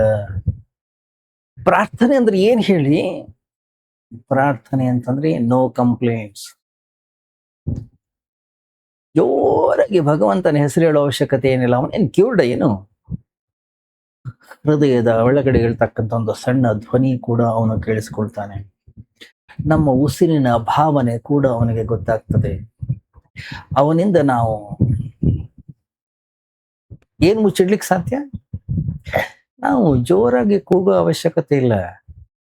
ಪ್ರಾರ್ಥನೆ ಅಂದ್ರೆ ಅವನ ಸ್ತುತಿ ಅಲ್ಲವೇ ಅಲ್ಲ. ಪ್ರಾರ್ಥನೆ ಅಂದ್ರೆ ಕಂಪ್ಲೀಟ್ ಇಲ್ಲದೆ ಇರತಕ್ಕಂತಹ ಸ್ಥಿತಿ. ಯಾವಾಗ ಸಾಧ್ಯ ಅದು? ನಾವು ಜೀವನದಲ್ಲಿ ಹೂಗಳನ್ನು ಆರಿಸಿಕೊಂಡಾಗ ಮಾತ್ರ ಇದು ಸಾಧ್ಯವಾಗ್ತದೆ. ಹೂಗಳನ್ನ ಆರಿಸಿಕೊಳ್ತಕ್ಕಂಥವನು ಆನಂದದ ಭಾವದಿಂದ ತುಂಬಿಕೊಳ್ತಾನೆ. ಆ ಅನುಗ್ರಹವೇ ಪ್ರಾರ್ಥನೆ. ಅನುಗ್ರಹೀತನಾಗಿರ್ತಕ್ಕಂಥ ಭಾವನೆಗೆ ಹೆಸರು ಪ್ರಾರ್ಥನೆ. ಅರ್ಹನಾಗಿರ್ತಕ್ಕಂಥ ನನಗೆ ಸಿಕ್ಕಿರೋದು ಅಗತ್ಯಕ್ಕಿಂತ ಹೆಚ್ಚಾಗಿದೆ, ಅಪಾರವಾಗಿದೆ ಅಂತಕ್ಕಂತಹ ಸತತ ಕೃತಜ್ಞತೆ ಯಾರ ಬಳಿಯಲ್ಲಿದೆ ಅದಕ್ಕೆ ಹೆಸರು ಪ್ರಾರ್ಥನೆ. ನನಗೇನು ಸಿಕ್ಕಿದೆ ಇದು ಪ್ರಸಾದ, ಇದು ನನ್ನ ಯೋಗ್ಯತೆಯಲ್ಲ. ನಾನು ಪಡೆದಿರೋದು ಅಗತ್ಯಕ್ಕಿಂತ ಜಾಸ್ತಿ. ಈ ಒಂದು ಅಹೋಭಾವ ಏನಿದೆ, ಈ ಅಹೋಭಾವಕ್ಕೆ ಹೆಸರು ಪ್ರಾರ್ಥನೆ. ನನಗೇನ್ ಸಿಕ್ಕಿದೆ ನನ್ನ ಯೋಗ್ಯತೆಗಿಂತ ಕಮ್ಮಿ ಇದೆ, ಏನಿದು? ಇದು ಕಂಪ್ಲೇಂಟ್. ಕಂಪ್ಲೇಂಟ್ ಮಾಡ್ತಾ ಇದ್ದೀವಿ, ದೂರುಗಳನ್ನ ಮಾಡ್ತಾ ಇದ್ದೀವಿ ಅಂತಂದ್ರೆ ಮುಳ್ಳುಗಳನ್ನು ಆರಿಸ್ಕೋತಾ ಇದ್ದೀವಿ ಅಂತಾನೆ ಅರ್ಥ. ಪ್ರಾರ್ಥನೆ ಅಂತಂದ್ರೆ ಹೂಗಳನ್ನ ಆರಿಸ್ಕೊಳ್ತಾ ಇದ್ದೀವಿ ಅಂತ ಅರ್ಥ. ಜೀವನದಲ್ಲಿ ನೋಡಿ, ಎರಡೂ ಇವೆ. ಹೂಗಳು ಇವೆ, ಮುಳ್ಳು ಇವೆ. ಸುಖವೂ ಇದೆ, ಇಲ್ಲಿ ದುಃಖವೂ ಕೂಡ ಇದೆ. ಇಲ್ಲಿ ಒಳ್ಳೆಯದು ಇದೆ, ಇಲ್ಲಿ ಕೆಟ್ಟದ್ದು ಇದೆ. ಇಲ್ಲಿ ಪಾಪಿಗಳು ಇದ್ದಾರೆ, ಇಲ್ಲಿ ಪುಣ್ಯಾತ್ಮರು ಕೂಡ ಇದ್ದಾರೆ. ಒಳ್ಳೆಯವರಿದ್ದಾರೆ, ಕೆಟ್ಟವರಿದ್ದಾರೆ. ಯಾಕೆ? ಜೀವನ ದ್ವಂದ್ವಗಳಿಂದ ನಿರ್ಮಾಣವಾಗಿದೆ. ಇಲ್ಲಿ ಎರಡೂ ಇವೆ, ಎರಡಕ್ಕೂ ಅವಕಾಶವಿದೆ. ಆದ್ರಿಂದ ನಮ್ಮ ಮುಂದೆ 3 ಆಯ್ಕೆಗಳಿವೆ. ಒಂದು, ದುಃಖವನ್ನು ಆರಿಸ್ಕೊಳ್ಳಿ, ನರಕದಲ್ಲಿರಿ. ಸುಖವನ್ನು ಆರಿಸ್ಕೊಳ್ಳಿ, ಸ್ವರ್ಗದಲ್ಲಿರಿ. ಎರಡನ್ನೂ ಆರಿಸ್ಕೊಳ್ಬೇಡಿ. ಸುಖ ದುಃಖ ಎರಡರಿಂದಲೂ ಮುಕ್ತರಾಗಿ. ಏನಿದು? ಇದು ಅತ್ಯಂತ ಉತ್ಕೃಷ್ಟವಾಗಿರ್ತಕ್ಕಂತಹ ಸ್ಥಿತಿ, ಭಗವಂತನ ಜೊತೆಗೆ ಒಂದಾಗ್ತಕ್ಕಂತಹ ಸ್ಥಿತಿ.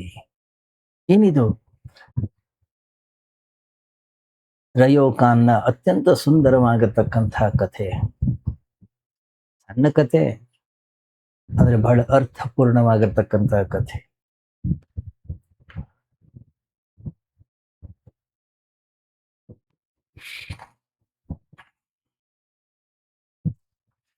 ಸಂತ ರಯೋಕಾನ್ ಯಾವುದೋ ಬೆಟ್ಟದ ತಪ್ಪಲಿನಲ್ಲಿ ಒಂದು ಸಣ್ಣ ಗುಡಿಸಲಿನಲ್ಲಿ ವಾಸವಾಗಿದ್ರು. ಅತ್ಯಂತ ಸರಳವಾದಂತಹ ಜೀವನ, ಅತ್ಯಂತ ಸರಳವಾದಂತಹ ಜೀವನ. ಯಾವುದೇ ವಿಶೇಷ ಇಲ್ಲ, ಯಾವುದೇ ಡಂಬಾಚಾರವಿಲ್ಲ.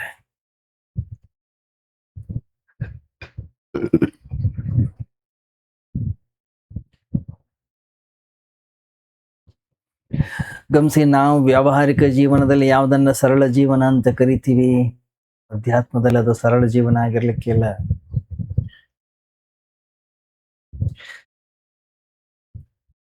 ಒಬ್ಬ ವ್ಯಕ್ತಿ ಕೌಪಿನ ಹಾಕೊಂಡಿರ್ಬೋದು, ಲಂಗೋಟಿ ಹಾಕೊಂಡಿದ್ದಿರ್ಬೋದು, ಒಂದ್ ಹೊತ್ತು ಮಾತ್ರ ಆಹಾರವನ್ನು ಸೇವಿಸ್ತಾ ಇರಬಹುದು. ಅವನ ಮನಸ್ಸಿನಲ್ಲಿ ಸರಳ ಜೀವನ ಅಂದ್ರೆ ಸಂಸಾರವನ್ನು ವಿರೋಧಿಸೋದಲ್ಲ, ಸಂಸಾರದ ವಿರೋಧದಿಂದ ಸರಳ ಜೀವನ ಅನ್ನುವಂಥದ್ದು ಹುಟ್ಟೋದಿಲ್ಲ. ನಾವು ಯಾವುದನ್ನು ವಿರೋಧಿಸ್ತೀವೋ ಅದರ ಯಾವ್ದಾದ್ರು ಒಂದು ನೆರಳು ನಮ್ಮೊಳಗಡೆಗೆ ನಿರಂತರವಾಗಿರ್ತದೆ. ಗಮನಿಸಿ, ನೀವು ಶತ್ರುವನ್ನ ನಾವು ನೆನಪಿನಲ್ಲಿಡಬೇಕಾಗ್ತದೆ. ಆದ್ರಿಂದ ಈ ರೀತಿ ಸರಳ ಜೀವನಕ್ಕೆ ಇಳಿಯುವ ಮನುಷ್ಯನ ಜೀವನ ಮೇಲ್ನೋಟಕ್ಕೆ ತುಂಬಾ ಸರಳವಾಗಿ ಕಾಣಿಸ್ತದೆ, ಆದ್ರೆ ಒಳಗಡೆಯಿಂದ ತುಂಬಾ ಜಟಿಲವಾಗಿರ್ತದೆ, ಬಹಳ ಸಂಕೀರ್ಣವಾಗಿರ್ತದೆ. ಪ್ರಕೃತಿಯಲ್ಲಿ ಸರಳ ಜೀವನವನ್ನ ಪ್ರಯತ್ನ ಪೂರ್ವಕವಾಗಿ ಸಾಧಿಸಲಿಕ್ಕೆ ಸಾಧ್ಯವಿಲ್ಲ. ಯಾಕೆಂದ್ರೆ ನಾವು ಪ್ರಯತ್ನ ಪೂರ್ವಕವಾಗಿ ಯಾವುದನ್ನ ಸಾಧಿಸ್ತೀವೋ ಅದು ಸರಳವಾಗಿರ್ಲಿಕ್ಕೆ ಸಾಧ್ಯ ಇಲ್ಲ. ಯಾವುದರ ಒಳಗಡೆಗೆ ನಮ್ಮ ಪ್ರಯತ್ನ ಇದೆಯೋ, ನಮ್ಮ ಸಾಧನೆ ಬೇಕಾಗುತ್ತದೋ, ಆ ಜೀವನ ಜಟಿಲವಾಗ್ತಾ ಹೋಗುತ್ತೆ. ಒಬ್ಬ ವ್ಯಕ್ತಿ ಬೆತ್ತಲೆಯಾಗಿ ನಿಂತಿರ್ಬೋದು, ಅವನ ಬೆತ್ತಲೆತನವೂ ಕೂಡ ಬಹಳ ಜಟಿಲವಾಗಿರ್ಬಹುದು. ಕಷ್ಟ ಇದು. ಬಹಳ ಸೂಕ್ಷ್ಮವಾಗಿರ್ತಕ್ಕಂಥ ಬಹಳ ನಾಜೂಕಾಗಿರ್ತಕ್ಕಂಥ ಒಂದು ಪ್ರಶ್ನೆ ಇದು. ಒಬ್ಬ ಮನುಷ್ಯ ಬೆತ್ತಲೆಯಾಗಿ ನಿಂತ್ಕೊಂಡಿದ್ದಾನೆ, ಆ ಬೆತ್ತಲೆತನ ಸರಳವಾಗಿರೋದು ಅಂತ ಹೇಳಿ ಹೇಗೆ ಗುರುತಿಸ್ತೀರಿ? ಹೌದಾ? ಡಯೋಜನೀಶ್ ಎಂತ ದೊಡ್ಡ ಸಂತ ಹೇಳಿ ಬೆತ್ತಲೆಯಾಗಿ ನಿಂತ್ಕೊಂಡಿದ್ದ. ಔರಂಗಜೇಬನಿಂದ ಗಲ್ಲಿಗೇರಿಸಲ್ಪಟ್ಟಂತಹ ಸಹ್ಯದ್ ಬೆತ್ತಲೆಯಾಗಿ ನಿಂತ್ಕೊಂಡಿದ್ದ. ನೂರಾರು ಜನ ಬೆತ್ತಲೆಯಾಗಿ ನಿಂತ್ಕೊಂಡಿದ್ದಾರೆ. ದಿಗಂಬರ ಸಾಧುಗಳಿದ್ದಾರೆ, ನಾಗಾ ಸಾಧುಗಳಿದ್ದಾರೆ. ಯಾವುದು ನಿಜ, ಯಾವುದು ನಿಜವಾದ ಸರಳತೆ? ಹೇಗೆ ಗುರುತಿಸೋದು? ಏನು ಗುರುತು, ಏನು ಹೊರೆಗಲ್ಲು?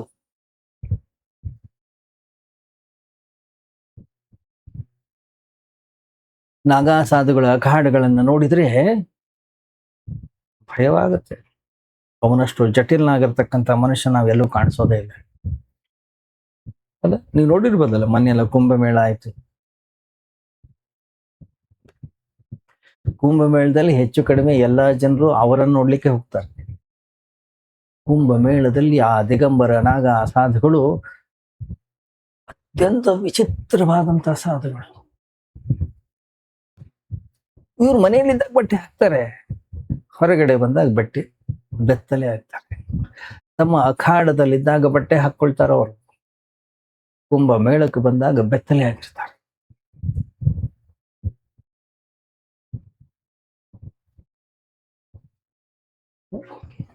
ಇಲ್ಲ, ಕೆಲವರು ಉಲ್ಟಾನು ಇರ್ತಾರೆ. ಒಬ್ಬ ಮನುಷ್ಯ ಮನೆ ಒಳಗಡೆ ಬೆತ್ತಲೆ ಆಗಿರ್ತಾನೆ, ಹೊರಗಡೆ ಹೋಗ್ಬೇಕಾದ್ರೆ ಬಟ್ಟೆ ಹಾಕೊಳ್ತಾರೆ. ಯಾಕೆಂದ್ರೆ ಅವನ ಬೆತ್ತಲೆತನವನ್ನ ಪ್ರದರ್ಶನ ಏನು ಮಾಡ್ಬೇಕಾಗಿಲ್ವಲ್ಲ.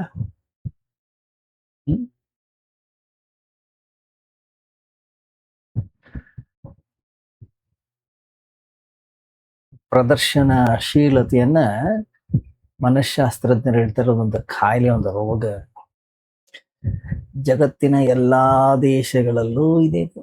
ಈ ಬೆತ್ತಲೆತನವನ್ನ ಪ್ರದರ್ಶನವಾಗಿ ಬಳಸುವವರ ವಿರುದ್ಧ ಕಾನೂನುಗಳಿವೆ. ರಸ್ತೆ ಪಕ್ಕ ಯಾರಾದರೂ ನಮ್ಮ ಶರೀರವನ್ನ ನೋಡ್ಲಿ ಅಂತ ಹೇಳಿ ಬೆತ್ತಲೆ ನಿಂತ್ಕೊಂಡ್ರೆ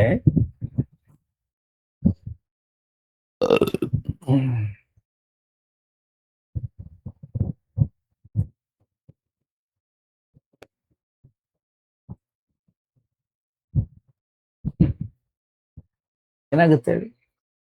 ಗಮನಿಸಿ, ನಮ್ಮ ಮನೆಯಲ್ಲಿ ಮಕ್ಕಳಿಗೆ ಬೆತ್ತಲೆ ನಿಮ್ಮ ಶರೀರವನ್ನು ತೆಗೆದು ತೋರಿಸಿ ಮಕ್ಕಳು ಓಡಿ ಹೋಗ್ತಾರೆ.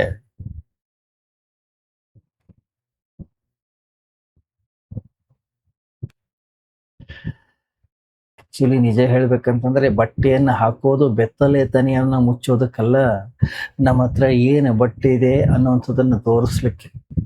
ಹೊರಗಡೆಗೆ ಹೋಗುವಾಗ ನಾವು ಶೃಂಗಾರ ಮಾಡ್ಕೊಂಡು ಹೋಗ್ತೀವಿ, ಅದ್ರಲ್ಲೇನು ಸ್ತ್ರೀ ಪುರುಷ ಅಂತಕ್ಕಂಥ ಭೇದ ಭಾವ ಏನಿಲ್ಲ ಅಲ್ಲ,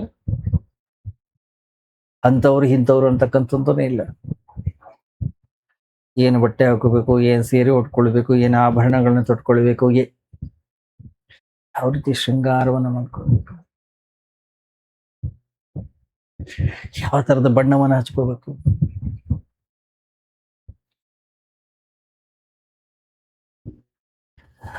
ನಾಟಕದ ಸ್ಟೇಜ್ನಲ್ಲಿ ಆಕ್ಟರ್ಸ್ ಹೇಗೆ ಹಾಕೊಳ್ತಾರಲ್ಲ, ಆ ರೀತಿ ಅಲಂಕಾರವನ್ನ ಮಾಡಿಕೊಂಡು ನಾವು ಮಾರ್ಕೆಟಿಗೆ ಬರೋದು. ಯಾಕೆ? ಅಲ್ಲಿ ಜನ ನೋಡ್ತಾರೆ. ನಮ್ದೇ ಒಂದು ಆಕ್ಟಿಂಗ್ ಇದೆ ಅಲ್ಲಿ, ನಮ್ದೊಂದು ಪ್ರದರ್ಶನ ಇರುತ್ತೆ. ಪ್ರತಿಯೊಬ್ಬ ವ್ಯಕ್ತಿಗೂ ನಮ್ಮನ್ನ ನೋಡ್ಲಿಕ್ಕೆ ಇನ್ವಿಟೇಷನ್ ಇರುತ್ತಲ್ಲಿ. ಒಂದು ವೇಳೆ ನಮ್ಮನ್ನ ಯಾರಾದ್ರೂ ಗಮನ ಇಟ್ಟು ನೋಡಿದ್ರೆ ನಮ್ಗೇನಾರ ಸಿಟ್ಟು ಬರುತ್ತಾ? ನಮಗ್ ಸಿಟ್ಟು ಬರೋದಿಲ್ಲ. ಯಾರಾದ್ರೂ ಗಮನ ಇಟ್ಟು ನಮ್ಮನ್ನ ನೋಡ್ತಾ ಇದ್ರೆ ಲಫಂಗ ಬೈತೀವ ನಾವು.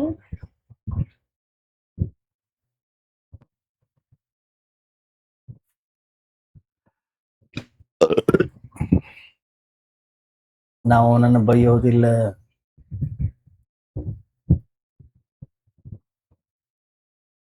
ಬಹಳ ವಿಚಿತ್ರ ಇದೆ ನಮ್ಮ ಮನಸ್ಸು, ನಾವು ತಿಳಿದಷ್ಟು ಸರಳ ಇಲ್ಲ. ಅಲ್ಲ, ಹಿಂದಿನಲ್ಲೂ ಒಂದು ಲುಚ್ಚ ಅಂತಕ್ಕಂಥ ಶಬ್ದ ಇದೆ, ನೋಡಿದರೆ? ಲೋಚನ ಅಂತಕ್ಕಂಥ ಶಬ್ದದಿಂದ ಬಂದಿರತಕ್ಕಂಥ ಶಬ್ದ.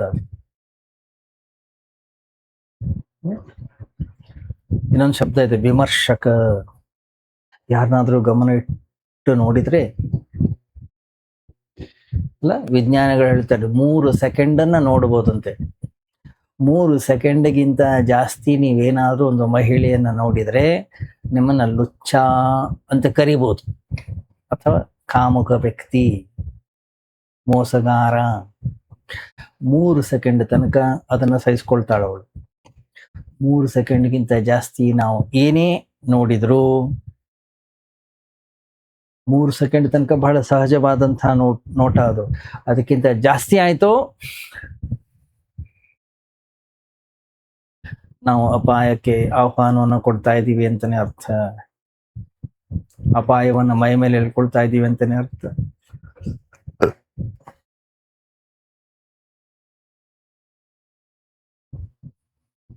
ಆದ್ರೆ ಒಬ್ಬ ಮಹಿಳೆ, ಒಬ್ಬ ಸ್ತ್ರೀ 1 ಗಂಟೆ, 1.5 ಗಂಟೆ, 2 ಗಂಟೆ ಶೃಂಗಾರ ಮಾಡ್ಕೊಂಡು ಬಂದಿದ್ದೇನಕ್ಕೆ? ನೋಡ್ಲಿ ಅಂತಾನೆ. ಯಾರಾದ್ರೂ ನಮ್ಮನ್ನ ನೋಡ್ತಾ ಇದ್ದಾರೆ ಅಂತಂದ್ರೆ ಕಿರಿಕಿರಿ ಆಗತ್ತ,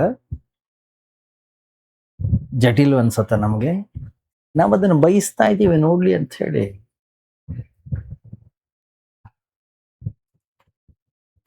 ತೋರಿಸ್ತೀವಿ ಇದು ನಮ್ಗೆ ಇಷ್ಟ ಆಗಿಲ್ಲ ಅಂತ, ಆದ್ರೆ ಅವ್ರು ನೋಡ್ಲಿ ಅಂತಕ್ಕಂಥ ಭಾವವು ನಮ್ಮಲ್ಲಿರುತ್ತೆ.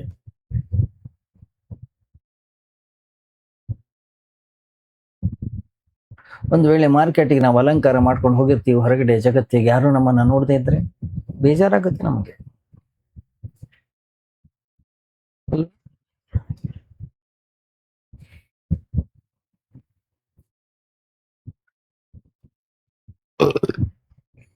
ಒಂದು ಯೂನಿವರ್ಸಿಟಿನಲ್ಲಿ ವೈಸ್ ಚಾನ್ಸಲರ್ ರೂಮ್ನಲ್ಲಿ ಹೀಗೇನೋ ಮಾತಾಡ್ತಿದ್ರು. ಒಂದು ಹುಡುಗಿ ಒಂದು ಕಂಪ್ಲೇಂಟ್ ತೆಗೆದುಕೊಂಡು ಬಂದಿದ್ರು. ಹುಡುಗಿ ತುಂಬಾ ಸಿಟ್ಟು ಬಂದಿತ್ತು. ಯಾಕೆಂದ್ರೆ ಹುಡುಗ ಅವಳಿಗೆ ಒಂದು ಕಲ್ಲಿನಿಂದ ಹೊಡೆದಿದ್ದ. ವೈಸ್ ಚಾನ್ಸಲರ್ಗೂ ತುಂಬಾ ಸಿಟ್ಟು ಬಂದಿತ್ತು. ಸರಿಯಲ್ಲ ಇದು, ಕರೆಸಿ ಹುಡುಗನ್ನ. ಅಲ್ಲಿ ಕೂತ್ಕೊಂಡಂತ ಅವ್ರ ಜೊತೆಗಿದ್ರು. ಅವ್ರಂದ್ರು, ಸ್ವಲ್ಪ ಇರಿ, ಆ ಹುಡುಗಿನ ಕೇಳಿ, 6 ವರ್ಷದಿಂದ ಅವಳು ಯೂನಿವರ್ಸಿಟಿಯಲ್ಲಿ ಇದ್ದಾಳೆ. ಒಂದು ವೇಳೆ ಯಾರೂ ಕಲ್ಲು ಹೊಡಿದೇ ಇದ್ರೆ ಅವಳಿಗೆ ಬೇಜಾರಾಗ್ತಾ ಇತ್ತು ಅಥವಾ ಖುಷಿ ಆಗ್ತಾ ಇತ್ತು? ಏನ್ರಿ ಮಾತಾಡ್ತಾ ಇದ್ದೀರಿ ನೀವು? ಏನ್ ಅರ್ಥ ಅದು? ಆ ಹುಡುಗಿನೂ ಅಲ್ಲೇ ಇದ್ಲು. ಅವಳೊಂದ್ ಸ್ವಲ್ಪ ಮುಜುಗರ ಕೇಳ್ತ, ಸ್ವಲ್ಪ ವಿಚಾರ ಮಾಡಿ, ಯಾಕಂದ್ರೆ ಯಾರು ಸುಮ್ಮನೆ ಕಲ್ಲು ಹೊಡೆಯೋದಿಲ್ಲ. ಸ್ತ್ರೀ ಮತ್ತೆ ಪುರುಷ ಒಳಗಿನಿಂದ ಯಾವಾಗ್ಲೂ ಕೂಡ ಒಂದು ಸಂಬಂಧವನ್ನ ಹೊಂದಿರ್ತಾರೆ. ಸ್ತ್ರೀ ಏನನ್ನ ಬಯಸ್ತಾಳೋ ಪುರುಷ ಅದನ್ನೇ ಮಾಡ್ತಾ ಇರ್ತಾನೆ. ಪುರುಷ ಏನನ್ನ ಬಯಸ್ತಾನೋ ಸ್ತ್ರೀ ಕೂಡ ಅದನ್ನೇ ಮಾಡ್ತಾ ಇರ್ತಾಳೆ. ಅವರಿಬ್ಬರ ನಡುವೆ ಅತ್ಯಂತ ಆಳವಾದಂತಹ ಒಂದು ಸಮನ್ವಯ ಇದೆ. ಮೇಲಿಂದ ನೋಡ್ಲಿಕ್ಕೆ ಆ ಸಮನ್ವಯ ಕಾಣಿಸೋದಿಲ್ಲ. ಅದಕ್ಕೆ ಆ ವ್ಯಕ್ತಿ ಆ ಹುಡುಗಿಯನ್ನೇ ಕೇಳ್ದ, ಒಂದು ವೇಳೆ ನಾ ಆ ಹುಡುಗ ಕಲ್ಲು ಹೊಡಿದೆ ಇದ್ರೆ, ಒಂದು ವೇಳೆ ಏನಾದ್ರೂ ನಿಂಗೆ ಲವ್ ಲೆಟರ್ ಕೊಟ್ಟಿದ್ದಿದ್ರೆ, ಒಂದು ವೇಳೆ ಯಾರು ನಿನ್ನ ಹೆಸರನ್ನ ಗೋಡೆ ಮೇಲೆ ಬರೀದೇ ಇದ್ದಿದ್ರೆ ಏನಾಗ್ತಿತ್ತು? ನಿಂಗೆ ಬೇಜಾರಾಗ್ತಿತ್ತ ಅಥವಾ ಖುಷಿ ಆಗ್ತಾ ಇತ್ತು? ಹುಡುಗಿ ಕೇಳಿದ್ಲು, ಏನ್ ಸರ್ ನೀವು ಏನ್ ಮಾತಾಡ್ತಾ ಇದ್ದೀರಾ? ಇಂಥವ್ರಿಗೆ ನೀವು ಪ್ರೋತ್ಸಾಹ ಕೊಡ್ತಾ ಇದ್ದೀರಾ? ಅದಕ್ಕೆ ಆ ವ್ಯಕ್ತಿ ಅಂದ, ಇಲ್ಲ ಇಲ್ಲ, ನಾನು ಪ್ರೋತ್ಸಾಹ ಕೊಡ್ತಾ ಇದ್ದೀನಿ ಅಂತ ನಾನೇನು ಹೇಳಿಲ್ಲ. ನಿನ್ನ ಮನಸ್ಸಿನ ಪರಿಸ್ಥಿತಿ ಏನಾಗ್ತದೆ ಅನ್ನೋಂಥದ್ದನ್ನ ಅಷ್ಟೇ ನಾನು ನಿನ್ನನ್ನು ಕೇಳ್ತಾ ಇದ್ದೀನಿ. ಯಾರಿಗೆ ಯಾರು ಕಲ್ಲು ಹೊಡೆಯೋದಿಲ್ವೋ ಆ ಹುಡುಗಿ ದುರಾದೃಷ್ಟ ನಿಂಗೆ ಗೊತ್ತಿಲ್ಲ. ಯಾರಾದ್ರೂ ಕಲ್ಲು ಎಸೀಲಿ ಅಂತ ಹೇಳಿ ಅವಳು ಪ್ರತಿ ದಿವಸ ಶೃಂಗಾರ ಮಾಡ್ಕೊಂಡು ಬರ್ತಾಳೆ. ಯಾರಾದ್ರೂ ಕಲ್ಲು ಹೊಡೆದ್ರೆ ಕಂಪ್ಲೇಂಟ್ ಮಾಡ್ಲಿಕ್ಕೂ ಕೂಡ ತಯಾರಾಗ್ತಾಳೆ. ಯಾಕೆ? ನಮ್ಮನ್ನ ನಾವು ತೋರಿಸ್ಕೊಳ್ಳೋದಕ್ಕೆ ನಾವು ಹೆಚ್ಚು ಇಷ್ಟಪಡ್ತೀವಿ. ಜೊತೆಗೆ ನಾವು ತೋರಿಸ್ಕೋತಾ ಇಲ್ಲ ಅಂತ ತೋರಿಸ್ಲಿಕ್ಕೂ ಹೆಚ್ಚು ಇಷ್ಟಪಡ್ತೀವಿ. ಯಾಕೆ? ಮನುಷ್ಯ ಬಹಳಷ್ಟು ಜಟಿಲನಾಗಿದ್ದಾನೆ. ನಾವು ಧರಿಸ್ತಕ್ಕಂಥ ಈ ಬಟ್ಟೆ ಕೂಡ ಒಂದು ಪ್ರದರ್ಶನವೇ. ಯಾವತ್ತೋ ಒಂದು ದಿವಸ ನಾವು ದಿಗಂಬರರಾದ್ರೆ ಬಟ್ಟೆನ ತೆಗೆದು ಹಾಕಿದ್ರೆ ಅದು ಕೂಡ ಪ್ರದರ್ಶನವೇ.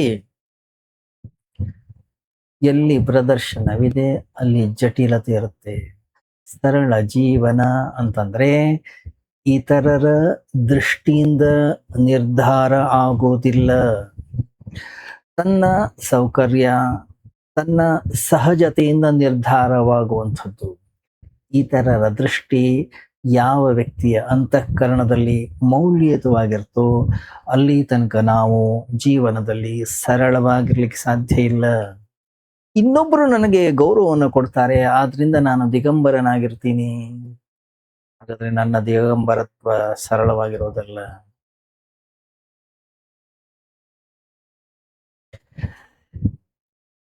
ಯಾವ ಸಮಾಜದಲ್ಲಿ ಬೆತ್ತಲೆ ಇರ್ತಕ್ಕಂಥವರಿಗೆ ಗೌರವ ಸಿಗ್ತದೋ ಅಲ್ಲಿ ಬಹಳಷ್ಟು ಜನ ಬೆತ್ತಲೆಯಾಗಿರ್ತಾರೆ. ಗೌರವ ಎಲ್ಲಿ ಸಿಗೋದಿಲ್ಲ ಅಲ್ಲಿ ಬೆತ್ತಲೆಯಾಗಿರುವುದಿಲ್ಲ ಜನ. ಜನ ಯಾವುದಕ್ಕೆ ಗೌರವವನ್ನು ಕೊಡ್ತಾರೋ ಅಹಂಕಾರ ಅದನ್ನ ಸೆಲೆಕ್ಟ್ ಮಾಡ್ಲಿಕ್ಕೆ ರೆಡಿ ಆಗ್ತದೆ.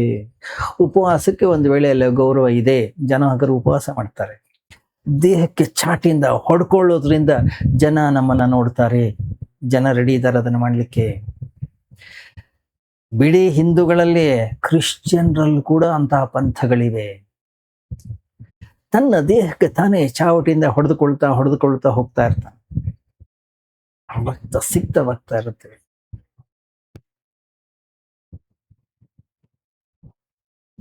ಎಷ್ಟು ಹೊಡ್ಕೊಂಡ ಅಂತ ಹೇಳಿ ಜನ ಲೆಕ್ಕ ಇಡ್ತಾ ಇದ್ರಂತೆ. ಯಾರಾದ್ರೂ ಒಬ್ಬ ಸಾಧು ಒಂದು ದಿವಸಕ್ಕೆ 300 ಏಟುಗಳನ್ನ ಅವನು ಹೊಡ್ಕೊಂಡ್ರೆ ಅವರು ಡಿಕ್ಲೇರ್ ಮಾಡೋರಂತೆ, ಇವನು ಗ್ರೇಟ್, ಇವನು ಸೈಂಟ್. ಇನ್ಯಾರಾದ್ರೂ ಒಬ್ರು ಬರೀ 30 ಏಟುಗಳನ್ನ ಮಾತ್ರ ಹೊಡ್ಕೊಂಡ್ರೆ ಅಷ್ಟಕ್ಕೆ ಅವನು ಸುಸ್ತಾದ, ಒಂದು ವೇಳೆ ಭಯಪಟ್ರೆ ಅವನು ಅನ್ನೋರಂತೆ, ಇಲ್ಲ ಇವನು ಗ್ರೇಡ್ ಕಮ್ಮಿ, ಸಣ್ಣವ ಇನ್ನ. ಏನ್ ನಡೀತಾ ಇದೆ ಇಲ್ಲಿ ಗಮನಿಸಿದಾರೆ ನೀವು? ಜೈನ ಸಾಧುಗಳು ಕೂದಲನ್ನ ಕಟ್ ಮಾಡೋದಿಲ್ಲ, ಕೇಶಲೊಂಚನ ಕೀಳ್ತಾರೆ. ಅದಕ್ಕೊಂದು ದೊಡ್ಡ ಉತ್ಸವನ್ನೇ ಮಾಡ್ತಾರೋ, ನೋಡ್ಲಿಕ್ಕೆ ಸಾವಿರಾರು ಜನ ಬರ್ತಾರೆ.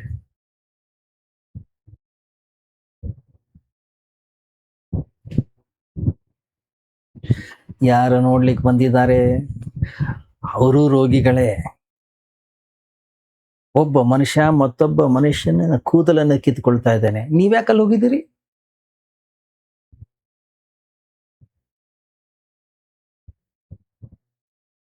ಅವನು ಏನೋ ಒಂದು ಕೂದಲನ್ನು ಕಿತ್ಕೋತಾ ಇದ್ದಾನೆ, ಬಿಟ್ಬಿಡಿ ಅವನನ್ನ, ಅವ್ರ ಪಾಡಿಗೆ ಏನಾದ್ರು ಮಾಡ್ಕೊಳ್ಳಿ. ಇಲ್ಲ, ನಾವು ಗುಂಪು ಸೇರ್ತೀವಿ, ನಾವೆಲ್ಲ ಹೋಗಿ ನೋಡ್ತೀವಿ, ನಾವೆಲ್ಲ ಚಪ್ಪಾಳೆ ಹೊಡಿತೀವಿ. ಯಾಕೆ? ಇವನೊಬ್ಬ ಮಹಾನ್ ವ್ಯಕ್ತಿ, ಇವನೊಬ್ಬ ಸಾಂಪ್ರದಾಯಸ್ಥ, ಅವನ ಮೇಲೆ ಹೆಚ್ಚಿನ ಗೌರವ. ಕೇಶವನ್ನ ಲುಂಛನ ಮಾಡಿಕೊಳ್ಳೋದ್ರಿಂದ ಈ ಜಗತ್ತಿನಲ್ಲಿ ಯಾರೂ ಮಹಾತ್ಮರಾಗೋದಿಲ್ಲ. ಆ ಮಹಾತ್ಮತೆ, ಆ ಮಹಾತ್ಮೆ ಅಷ್ಟು ಚೀಪ್ ಆಗಿಲ್ಲ.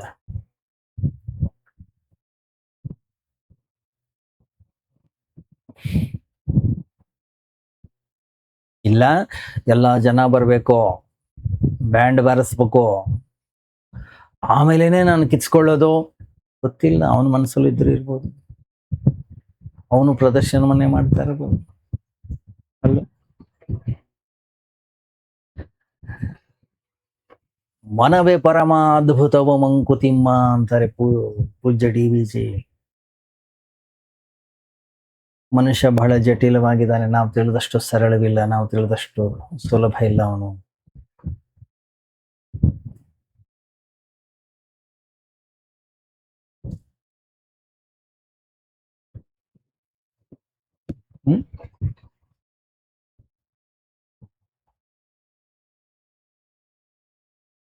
ನಮ್ಮನ್ನ ಕುರಿತು ನಾವೇ ಒಂದಿಷ್ಟು ಚಿಂತನೆಯನ್ನ ಮಾಡ್ಕೊಳ್ಬೇಕಾಗುತ್ತೆ.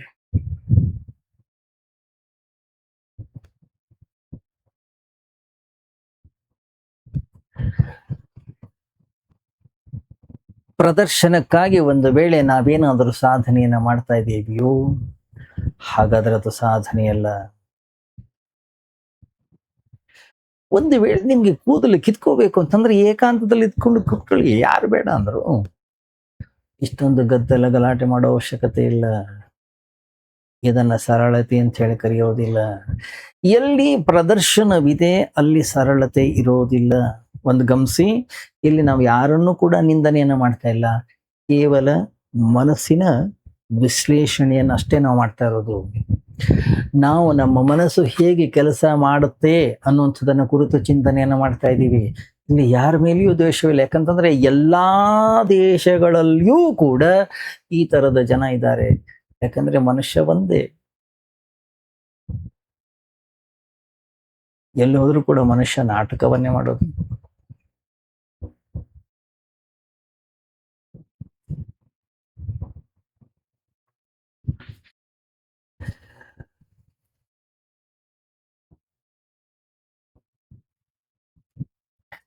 ಗಮನಿಸಿ, ಸರಳತೆ ಅನ್ನುವಂಥದ್ದು ನಾವು ತಿಳ್ಕೊಂಡಷ್ಟು ಸರಳವಿಲ್ಲ.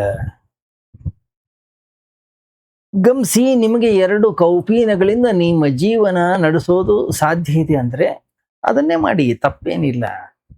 ಒಂದು ವೇಳೆ 4 ಸೆಟ್ ಬಟ್ಟೆ ಇಟ್ಕೊಳ್ತೀವಿ ನೀವು ಅನ್ನೋದಾದ್ರೆ ಅದು ಏನ್ ತೊಂದರೆ ಇಲ್ಲ. ಬೇರೆಯವರು ನೋಡ್ತಾ ಇದ್ದಾರೆ ಅದಕ್ಕೋಸ್ಕರ ನಾನು ಇಂಥದನ್ನ ಮಾಡ್ತೀನಿ ಅಲ್ಲ. ನನ್ನ ಜೀವನಕ್ಕೆ ಇಷ್ಟು ಬೇಕಾಗಿದೆ, ನಾನು ಮಾಡ್ತೀನಿ.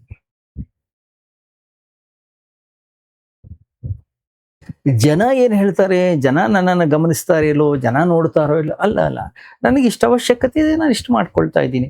ಇದಕ್ಕೆ ಹೆಸರು ಸರಳತೆ. ಸರಳವಾಗಿರುವುದು ಅಸಾಧಾರಣವಾಗಿರ್ತದೆ.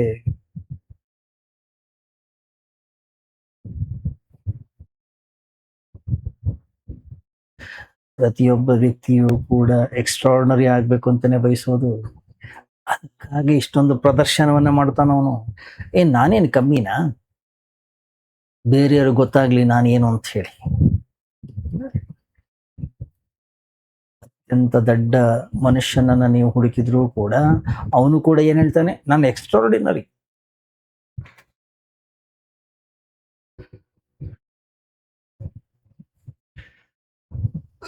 ನಾನು ಎಕ್ಸ್ಟ್ರಾರ್ಡಿನರಿ ಅಂತ ಹೇಳಿ ಪ್ರೂವ್ ಮಾಡ್ಲಿಕ್ಕೆ ಅವನು ಹೋಗ್ತಾ ಇರ್ತಾನೆ. ಯಾಕಂದ್ರೆ ಪ್ರತಿಯೊಬ್ಬ ವ್ಯಕ್ತಿಯ ಅಂತಃಕರಣದ ಆಳವಾದ ಆಕಾಂಕ್ಷೆ. ಹಾಗಾದ್ರೆ ಸರಳ ಜೀವನದ ಅರ್ಥವೇನು ಹೇಳಿ? ತನ್ನನ್ನ ಎಕ್ಸ್ಟ್ರಾರ್ಡಿನರಿ ಅಂತ ಹೇಳಿ ಪ್ರೂವ್ ಮಾಡೋದನ್ನ ಯಾರು ಬಿಟ್ಟಿದಾನೋ ಅವನೇ ಅತ್ಯಂತ ಸರಳ. ಹೂಗಳಿವೆ, ಎಲೆಗಳಿವೆ, ತೊರೆಗಳಿವೆ, ಕಲ್ಲುಗಳಿವೆ, ಬಂಡೆಗಳಿವೆ, ಹಾಗೆ ನಾನು. ಅದನ್ನು ಯಾರು ಸ್ವೀಕಾರ ಮಾಡಿದನೋ ಅದಕ್ಕೆ ಹೆಸರು ಸರಳತೆ. ಈ ಬೃಹತ್ ವಿಶ್ವದಲ್ಲಿ ನನಗೂ ಒಂದು ಸಣ್ಣ ಜಾಗ ಇದೆ. ನಾನೇನು ವಿಶೇಷ ಅಲ್ಲ, ಇವುಗಳಿಗಿಂತ ನಾನೇನು ವಿಶೇಷ ಏನಿಲ್ಲ. ಬಹಳ ವಿಶೇಷ ಅದು. ನಾನು ಈ ಜಗತ್ತಿನಲ್ಲಿ ಯಾವುದೇ ವಿಶೇಷ ವ್ಯಕ್ತಿ ಅಲ್ಲ ಅನ್ನೋದನ್ನ ಯಾರು ಒಪ್ಕೊಳ್ತಾನೋ, ಎಲ್ಲ ಎಲೆ, ಪರ್ವತ, ನದಿ, ತೊರೆ, ಪಶು, ಪಕ್ಷಿ, ಎಲ್ಲ ಜನರು ಏನಿದ್ದಾರೆ ಅವ್ರ ಹಾಗೆ ನಾನು ಕೂಡ ಒಬ್ಬ ಅಷ್ಟೆ. ನನ್ನ ಇರುವಿಕೆ ಈ ಜಗತ್ತಿನಲ್ಲಿ ಯಾವುದೇ ವಿಶೇಷತೆ ಅನ್ನೋಂಥದ್ದು ಏನೂ ಇಲ್ಲ. ಇದನ್ನು ಯಾರು ಒಪ್ಪಿಕೊಳ್ತಾನೋ, ಇದನ್ನು ಯಾರು ತಿಳಿದುಕೊಳ್ತಾನೋ, ಅವನು ಬಹಳ ವಿಶೇಷ ವ್ಯಕ್ತಿ. ಅವನೇ ಅತ್ಯಂತ ಸರಳ ವ್ಯಕ್ತಿ. ಯಾಕೆ, ನಾನು ಕೂಡ ಒಬ್ಬ ಆರ್ಡಿನರಿ ಮ್ಯಾನ್ ಅಷ್ಟೇ.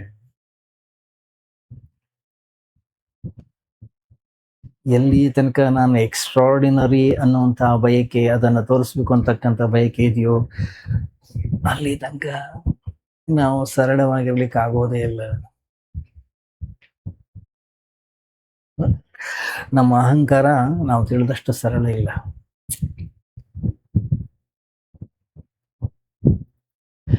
ಸರಳ ಜೀವನ ಅಂತಂದ್ರೆ ನಾನು ಹೀಗಿದ್ದೇನೆ ಅಂತ ಜಗತ್ತಿಗೆ ತೋರಿಸುವ ಆಕಾಂಕ್ಷೆ ಕೂಡ ಅವನಿಗಿಲ್ಲ.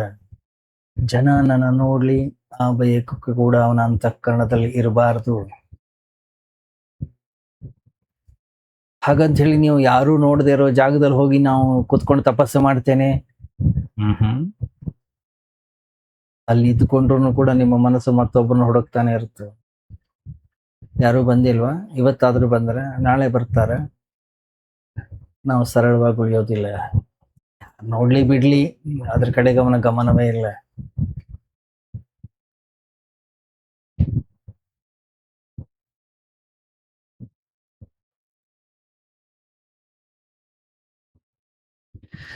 ನಾಲ್ಕು ಜನರ ಮುಂದೆ ನೀವು ನಿಮ್ಮ ಕೂದಲನ್ನ ಕಿತ್ತುಕೊಳ್ತಿರೋ, ಒಬ್ರು ಇದ್ದಾಗ ನೀವು ಕೂದಲನ್ನು ಕಿತ್ತುಕೊಳ್ತಿರೋ, ಇನ್ನೊಬ್ಬ ವ್ಯಕ್ತಿ ಮುಖ್ಯವಾಗಿಲ್ಲ ಅವನಿಗೆ, ಇನ್ನೊಬ್ಬ ವ್ಯಕ್ತಿ ನೋಡ್ಲಿ ಅನ್ನೋಂಥ ಬಯಕೆ ಇಲ್ಲ. ಅವರ ಗಮನ ಬೇರೆಯವರ ಕಡೆ ಇಲ್ಲ ಅನ್ನೋದಾದ್ರೆ ಅದೇ ಸರಳತೆ. ಇನ್ನು ನಮ್ಮ ಗಮನ ಮತ್ತೊಬ್ಬರ ಮೇಲಿದೆ, ಅದನ್ನ ಸರಳತೆ ಅಂತ ಹೇಳಿ ಕರೆಯೋದಿಲ್ಲ. ಸಹಜವಾಗಿರ್ತಕ್ಕಂತಹ ಜೀವನ, ಸರಳವಾಗಿರ್ತಕ್ಕಂತಹ ಜೀವನ ಪ್ರಯತ್ನ ರಹಿತವಾಗಿರ್ತದೆ.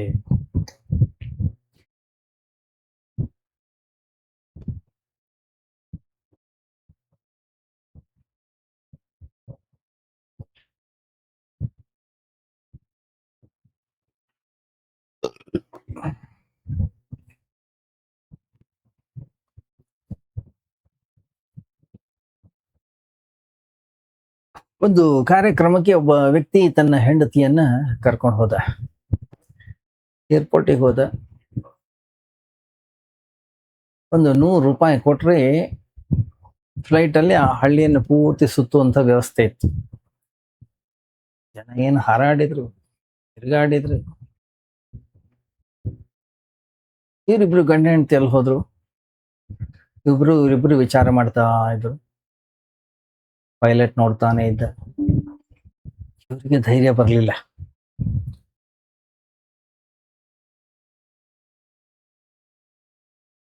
ಎಲ್ಲ ಮುಗೀತು, ಪೈಲಟ್ಸ್ ಹೋದ್ರು, ಯಾವನೋ ಒಬ್ಬ ಮಾತ್ರ ಉಳ್ಕೊಂಡು ಅವನು ಬಂದು ಕೇಳ್ದ, ನಾನು ಎಂತೆಂತ ಅಜ್ಜಪುಂಡ್ರನ್ನು ಕೂಡ ನೋಡಿದೀನಿ, ಎಷ್ಟೊತ್ತು ಸರ್ ನೀವು ಇನ್ನು ವಿಚಾರ ಮಾಡ್ತಾನೆ ಇದ್ದೀರಾ, ಇನ್ನೇನು ಬಂದ್ ಮಾಡೋ ಟೈಮ್ ಆಯ್ತು ನಮ್ದು.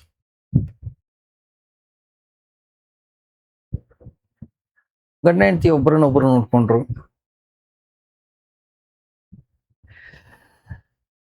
ವಿಮಾನದಲ್ಲಿ ಒಂದು ಸಾರಿ ಹಾರಾಡ್ಬೇಕು ಅಂತಕ್ಕಂಥದ್ದು ಒಂದು ಆಕಾಂಕ್ಷೆ ಇದೆ. ಆದ್ರೆ ₹100 ಹೆಂಗ್ ಬಿಡೋದು? ಪೈಲಟ್ ಅಂದ ಒಂದು ಕೆಲಸ ಮಾಡಿ, ನಿಮ್ಮನ್ನ ನಾನು ಫ್ರೀಯಾಗಿ ಸುತ್ತಾಡಿಸ್ತೀನಿ, ಆದರೆ ಒಂದು ಷರತ್ತು. ಏನಪ್ಪಾ ಅಂದ್ರೆ ಒಂದೇ ಒಂದು ಮಾತನ್ನು ಆಡಬಾರದು. ನೀವು ಮಧ್ಯದಲ್ಲಿ ಏನಾದರೂ ಒಂದೇ ಒಂದು ಮಾತನ್ನ ಆಡಿದ್ರು ₹100 ಕೊಡಬೇಕಾಗತ್ತೆ. ಗಂಡ ಅಂತ ಓ ಕೂತ್ಕೊಂಡ್ರಿ ಇಬ್ರು.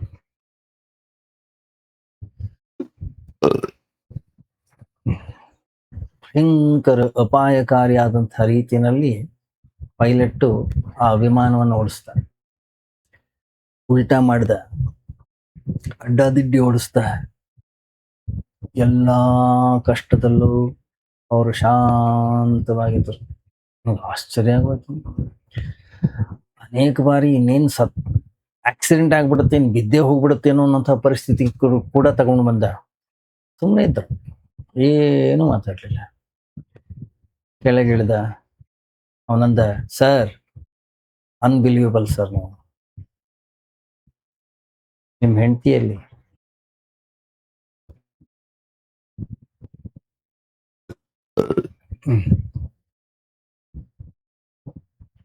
ಅವನಂದ, ಇಲ್ಲ,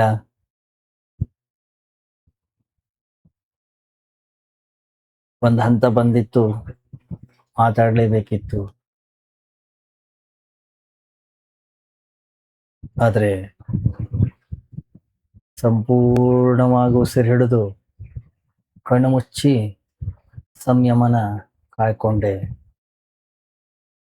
ಸಂಯಮದ ಫಲ ಯಾವಾಗಲೂ ಕೂಡ ಸಿಹಿಯಾಗಿರ್ತದೆ ಅಂತೇಳಿ ಶಾಸ್ತ್ರದಲ್ಲಿ ನಾನು ಓದಿದ್ದೀನಿ. ಈಗ ನಿಜವಾಗ್ಲೂ ಕೂಡ 2ರಷ್ಟು ಲಾಭ ಆಯ್ತು. ₹100 ಉಳಿತು, ಹೆಂಡತಿ ಜಂಜಾಟವು ಕೂಡ ಹೋಯ್ತು. ಸಂಯಮದ ಫಲ ಸಿಹಿಯಾಗಿದೆ.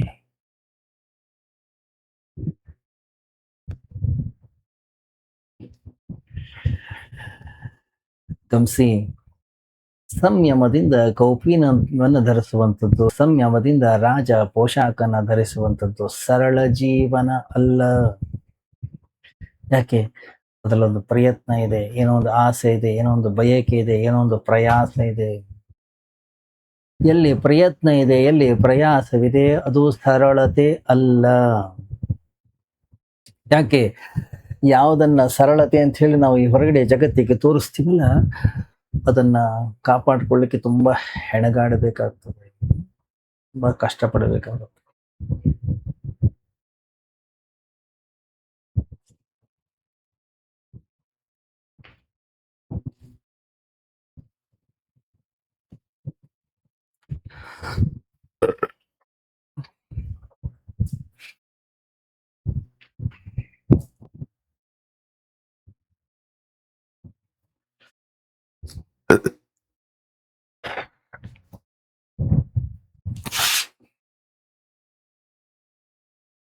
ವ್ಯಕ್ತಿಯ ಅಂತಃಕರಣದಿಂದ ಆಶೆ ದುರಾಶೆನದು ಹೋಗಬೇಕು.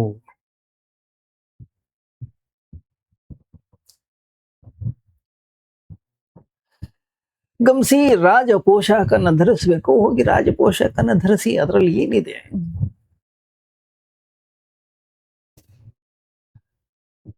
ಯಾರೋ ನೋಡ್ತಾರೆ, ಯಾರೋ ನೋಡಬೇಕು, ಯಾರೋ ನೋಡಿ ಅವರ ಕಣ್ಣಲ್ಲಿ ಹೊಳಪು ಬರಬೇಕು. ಅದು ಅಂತಃಕರಣದ ಒಳಗಡೆ ಇದೆಯೋ, ಹಾಗಾದ್ರೆ ಘರ್ಷಣೆ. ಆವಾಗ ವ್ಯಕ್ತಿ ಜಟಿಲನಾಗ್ತಾನೆ. ಆದ್ರಿಂದಲೇ ಹೊರಗಡೆ ಜಗತ್ತಿನಲ್ಲಿ ಎಲ್ಲಾ ಜನ ನೋಡ್ಲಿಕ್ಕೆ ಸರಳವಾಗಿದ್ರು ಅವರು ಸರಳವಾಗಿರೋದಿಲ್ಲ. ಯಾಕೆ? ಅವರ ಅಂತಃಕರಣದ ಒಳಗಡೆಗೆ 24 ಗಂಟೆಗೂ ಕೂಡ ಒಂದು ಹೋರಾಟ ಇರುತ್ತೆ.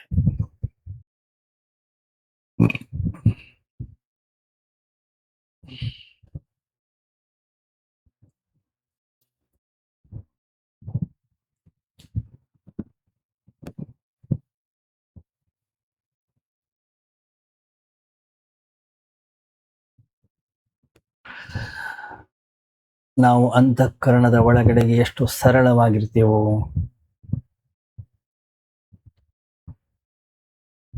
ಅಷ್ಟು ಆನಂದವಾಗಿರ್ತೀವಿ, ಅಷ್ಟು ಖುಷಿಯಾಗಿರ್ತೀವಿ.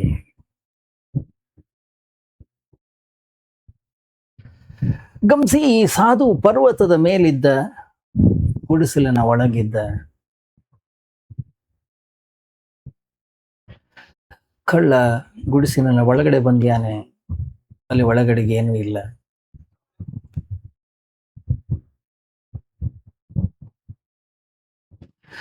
ಕಳ್ಳನ ಕಣ್ಣುಗಳು ಏನು ನೋಡ್ತಾವೆ ಆ ವಸ್ತುಗಳು ಆ ಆಶ್ರಮದಲ್ಲಿ ಇರಲಿಲ್ಲ.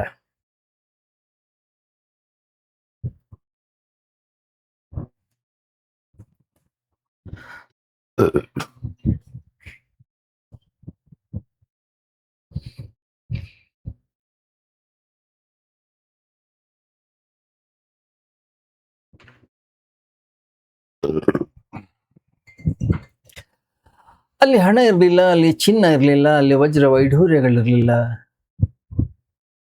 ನಮ್ಮ ಅಂತಃಕರಣದ ಒಳಗಡೆಗೆ ಏನೋ ಆಸೆ, ಕಾಮನೆ, ಬಯಕೆಗಳಿವೆಯೋ ಅವುಗಳನ್ನಷ್ಟೇ ನಾವು ನೋಡ್ತೀವಿ. ಒಂದು ವೇಳೆ ನಾವು ಒಬ್ಬ ಬುದ್ಧನ ಬಳಿ ಹೋದ್ರು, ಒಬ್ಬ ಸಂತನ ಬಳಿ ಹೋದ್ರು ಕೂಡ ನಾವು ಅದನ್ನೇ ಹುಡುಕ್ತಾ ಇರ್ತೀವಿ. ಯಾಕೆ? ನಮ್ಮ ಕಣ್ಣು ಅದನ್ನೇ ಹುಡುಕ್ತಾ ಇರುತ್ತೆ. ಅಲ್ಲಿಲ್ಲ, ಅವಾಗೇನಂತೀವಿ ಗೊತ್ತಾ? ಗುಡ್ಸ್ಲು ಖಾಲಿ ಆಗಿದೆ. ಗುಡ್ಸ್ಲು ಖಾಲಿ ಆಗಿದೆ ಅಂದ್ರೆ ನಮ್ಗೆ ಏನಿಲ್ಲ ಅಂತಿಲ್ಲ. ನಾವು ಯಾವುದಕ್ಕೆ ಮೌಲ್ಯವನ್ನು ಕೊಟ್ಟಿದೀವಿ ಅದು ಅಲ್ಲಿಲ್ಲ ಅಂತ ಅರ್ಥ.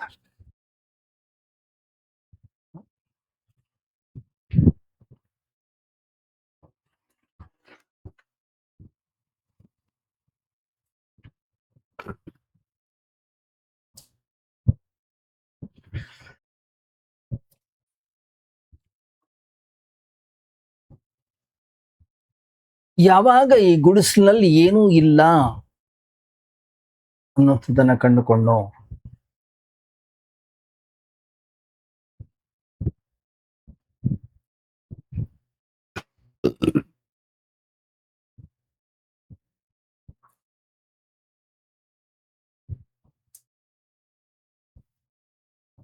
ವಾಪಸ್ ಹೊರಟ. ಅಲ್ಲ, ವಾಪಸ್ ಹೊರಟಾಗ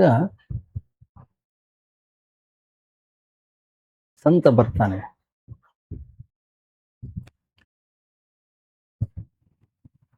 ಸಂತ ಬಂದು ಕೇಳ್ತಾನೆ, ಹೇಯ್, ಅನಾಯಾಸವಾಗಿ ದೇವರು ಬಂದ ಹಾಗೆ ನೀನು ನಮ್ಮ ಮನೆಗೆ ಬಂದಿದೀಯ. ನಿನ್ನನ್ನು ಹಾಗೆ ಕಳಿಸೋದು ನನಗಿಷ್ಟ ಇಲ್ಲ. ಹೆಂಗ್ ಕಳಿಸ್ಲಿ ನಿನ್ನನ್ನು ನಾನು? ಯಾರು ಕರೆದ್ರು ಕೂಡ ಸುಮ್ನೆ ಅವ್ರ ಮನೆಗೆ ಬರೋದಿಲ್ಲ. ಅಂಥದ್ರಲ್ಲಿ ನೀನು ಎಷ್ಟು ದೂರದಿಂದ ನನ್ನ ಹತ್ರ ಬಂದಿದ್ದೆ. ಆದ್ರಿಂದ ನಿನ್ನನ್ನು ಹಾಗೆ ಕಳಿಸೋದು ನನ್ಗೆ ಇಷ್ಟವಾಗೋದಿಲ್ಲ. ದಯವಿಟ್ಟು ದಯವಿಟ್ಟು ಈ ಬಟ್ಟೆಯನ್ನಾದ್ರೂ ತೆಗೆದುಕೊಂಡು. ಎಷ್ಟು ಮುಜುಗರ ಆಗಿರ್ಬೇಕು ಹೇಳಿ ಕಳ್ಳನಿಗೆ. ಯಾರಿಗೊತ್ತು? ಕಳ್ಳ ಹೇಳಿರ್ಬೇಕು, ಅಯ್ಯೋ ನಿನ್ನ ಹತ್ರ ಏನು ಇಲ್ಲ, ನನ್ನ ಹತ್ರ ಏನೋ ಒಂದಿಷ್ಟು ಇಷ್ಟಿದೆ, ನಾನು ಹಿಂಗೆ ಕೊಟ್ಟೋಗ್ತೀನಿ, ಇದನ್ನ ಉಪಯೋಗಿಸ್ಕೊ ನೀನು ಅಂತ ಹೇಳಿ. ಅಲ್ಲ,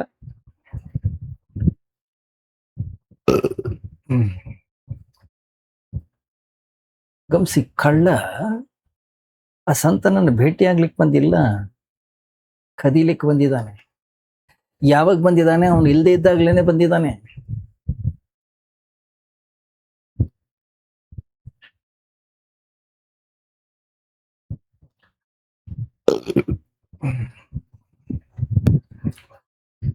ಆದ್ರೂ ಅನಾಯಾಸವಾಗಿ ನೀನು ಬಂದಿದೀಯ, ನಿನ್ನನ್ನು ಹಾಗೆ ಕಳಿಸೋದು ಸರಿಯಲ್ಲ. ಯಾಕೆ? ಅತ್ಯಂತ ಸುಪ್ರಸಿದ್ಧನಾಗಿರ್ತಕ್ಕಂಥ ದೊಡ್ಡ ಸಂತ.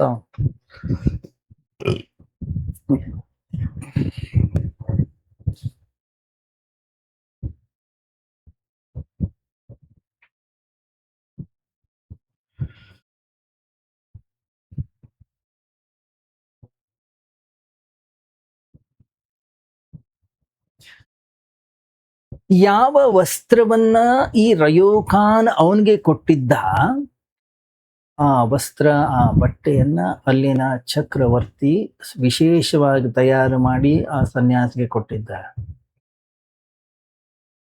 ಗಮನಿಸಿ, ಒಬ್ಬ ಚಕ್ರವರ್ತಿ ಏನಾದರೂ ಕೊಡಬೇಕಾದ್ರೆ ಅವನ ಮಟ್ಟಕ್ಕೆ ಸರಿಯಾಗಿರ್ತಕ್ಕಂಥದ್ದನ್ನ ಕೊಟ್ಟಿದ್ದ. ಯಾವಾಗ ಇವನು ಇದನ್ನ ಎತ್ಕೊಂಡು ಹೋದನೋ, ವಿಚಿತ್ರ ಗೊತ್ತಾ?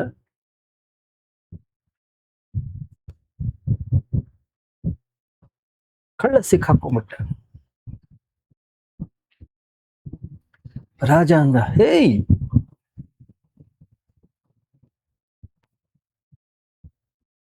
ನೀನು ಕಳ್ಳ ಅನ್ನೋದಕ್ಕೆ ಇನ್ನೊಂದು ನಮಗೆ ಸಾಕ್ಷಿ ಅವಶ್ಯಕತೆನೇ ಇಲ್ಲ. ಯಾಕೆಂದ್ರೆ ನಾನೇ ಕೊಟ್ಟಿದ್ದಿದ್ದನ್ನು ಅವನಿಗೆ.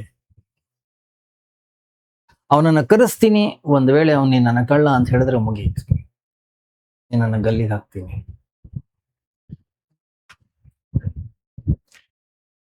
ಅವನನ್ನ ಕರೆಸ್ತಾರೆ. ಅವನು ಹೇಳ್ತಾನೆ, ಇಲ್ಲ ಇಲ್ಲ ಇವನು ಕಳ್ಳ ಅಲ್ಲ. ಯಾರು ಹೇಳಿದ್ರು ಇವನು ಕಳ್ಳ ಅಂತ ಹೇಳಿ? ಮೊನ್ನೆ ಬಂದಿದ್ದ, ನಾನೇ ಬಟ್ಟೆ ಕೊಟ್ಟಿದ್ದೀನಿ, ಯಾಕಂದ್ರೆ ರಾತ್ರಿ ಆಗಿತ್ತು, ಚಳಿ ಆಗ್ತಾ ಇತ್ತು, ಅದಕ್ಕೆ ನಾನೇ ಅವನಿಗೆ ಕೊಟ್ಟು ಕಳಿಸಿದ್ದೀನಿ. ರಾಜನ್ಗೆ ಬೇರೆ ದಾರಿ ಇಲ್ಲದೆ ಬಿಟ್ಟ ಅವನು. ಕೆಲವೇ ದಿನಗಳ ನಂತರ ನೋಡ್ತಾನೆ, ಯಾವ ಕಳ್ಳ ಇವನ ಮನೆಗೆ ಕಳ್ಳತನ ಮಾಡ್ಲಿಕ್ಕೆ ಬಂದಿದ್ದ, ಆ ಕಳ್ಳ ವಾಪಸ್ ಬರ್ತಾನೆ, ಬಾಗಲ್ ತಳ್ತಾನೆ. ರಯೋಕ ನೋಡ್ದ, ಏನು ಎಂತೆಂಥದನ್ನೆಲ್ಲ ಕದ್ದಿದ್ದೀನಿ ನಾನು, ನನಗೆ ಸುಖ ಶಾಂತಿ ಸಿಗಲಿಲ್ಲ. ನನಗೊಂದು ಗೊತ್ತಾಗಿದೆ, ಏನು? ಇಲ್ಲಿ ಸುಖ ಇದೆ, ನಿನ್ನ ಬಳಿ ಶಾಂತಿ ಇದೆ, ನಿನ್ನ ಬಳಿ ಆನಂದವಿದೆ, ಆದ್ರಿಂದ ನಾನು ವಾಪಸ್ ಇಲ್ಲಿ ಬಂದಿದ್ದೀನಿ. ಯಾಕೆಂದ್ರೆ ವಸ್ತುಗಳ ಸಂಗ್ರಹ, ವಸ್ತುಗಳ ಕಳ್ಳತನದಿಂದ, ವಸ್ತುಗಳ ಭೋಗದಿಂದ ನನಗೆ ಸುಖ ಶಾಂತಿ ಸಿಗೋದಿಲ್ಲ. ನಿನ್ನ ಸಾನ್ನಿಧ್ಯದಲ್ಲಿ ಸುಖ ಸಿಗುತ್ತೆ ಅನ್ನೋದು ಗೊತ್ತಾಗಿದೆ. ಅದರಿಂದ ಯೋಗ್ಯವಾಗಿರೋದನ್ನ ಪಡೀಲಿಕ್ಕೆ ನಾನು ನಿನ್ನ ಹತ್ರ ಬಂದಿದ್ದೇನೆ. ಅವಾಗ ರಯೋಕಾನ್ ಅಂತಾನಂತೆ, ನಂಗೆ ಗೊತ್ತಿತ್ತು ನೀನು ಬಂದೇ ಬರ್ತೀಯ ಅಂತ ಹೇಳಿ. ಯಾಕೆಂದ್ರೆ ಯಾವಾಗ ವ್ಯಕ್ತಿಯ ಅಂತಃಕರಣದಲ್ಲಿ ವಾಸನೆಗಳು ನಾಶವಾಗ್ತಾವೋ ಆವಾಗ್ಲೇ ಅವನು ಗುರುವಿನ ಬಳಿ ಬರೋದು. ಯಾವಾಗ ವ್ಯಕ್ತಿಯ ಕಾಮನೆಗಳು ದೂರವಾಗ್ತಾವೋ ಆವಾಗ್ಲೇ ಭಗವಂತನನ್ನ ಪಡಿಬೇಕು ಅಂತಕ್ಕಂಥ ಆಸೆ ಬರೋದು. ಯಾವಾಗ ನೀನು ನನ್ನ ಗುಡಿಸಲಿಗೆ ಕಳ್ಳತನ ಮಾಡ್ಲಿಕ್ಕೆ ಬಂದಿಯೋ ಆವಾಗ್ಲೇ ಗೊತ್ತಾಯ್ತು ನಿನ್ನ ಜೀವನದಲ್ಲಿ ಒಂದು ತಿರುವು ಬಂದಿದೆ.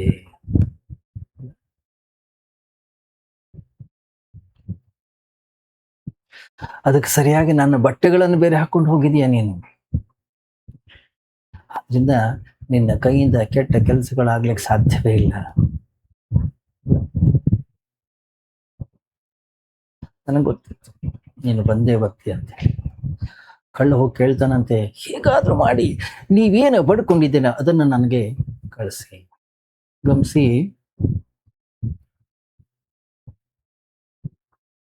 ಯಾವ ವ್ಯಕ್ತಿಯ ಅಂತಃಕರಣದ ಒಳಗಡೆಗೆ ಬರೀ ಹೂವಿದೆಯೋ, ಯಾವ ವ್ಯಕ್ತಿಯ ಅಂತಃಕರಣದಲ್ಲಿ ಬರೀ ಒಳ್ಳೇದೇ ಇದೆಯೋ, ಯಾವ ವ್ಯಕ್ತಿಯ ದೃಷ್ಟಿಕೋನದಲ್ಲಿ ಒಳ್ಳೇದೇ ಇದೆಯೋ ಕಳ್ಳನಲ್ಲೂ ಅವನು ಒಳ್ಳೇದನ್ನೇ ಕಾಣ್ತಾನೆ.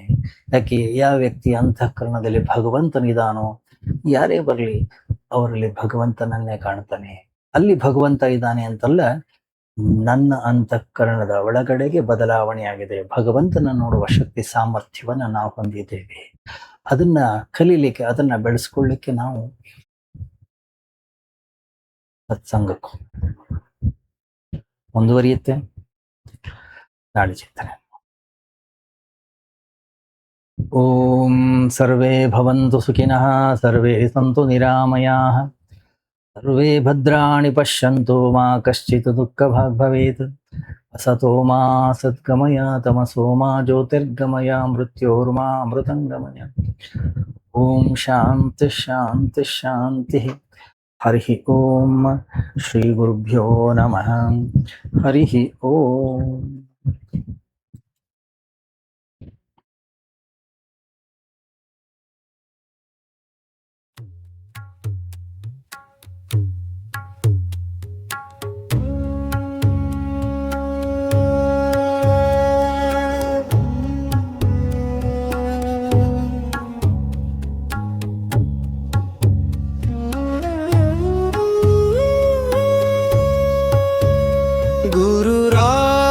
ಸಿದ್ಧಾರೂರ ಸಮರ್ಥ ಬೆಳಗುವೆ ನಾರುತಿಯ, ಗುರುವರ ಬೆಳಗುವೆ ನಾರತಿಯ. ಗುರುರಾಜ ಸಿದ್ಧಾರೂರ ಸಮರ್ಥ ಬೆಳಗುವೆ ನಾರುತಿಯ, ಗುರುವರ ಬೆಳಗುವೆ ನಾರತಿಯ. ಮೋಕ್ಷಾಪೇಕ್ಷೆಗೆ ತತ್ವಂ ಪದದಾರ್ಥವ ಬೋಧಿಸಿದಿ, ಗುರುವರಾರ್ಥವ ಬೋಧಿಸಿದಿ ಮೋಕ್ಷವಾಹನ ಶಂಕರ ನಾಮೋ ಚಾರವ ಮಾಡಿಸಿದಿ ಗುರುವರ ಉಚ್ಚಾರವ ಮಾಡಿಸಿದಿ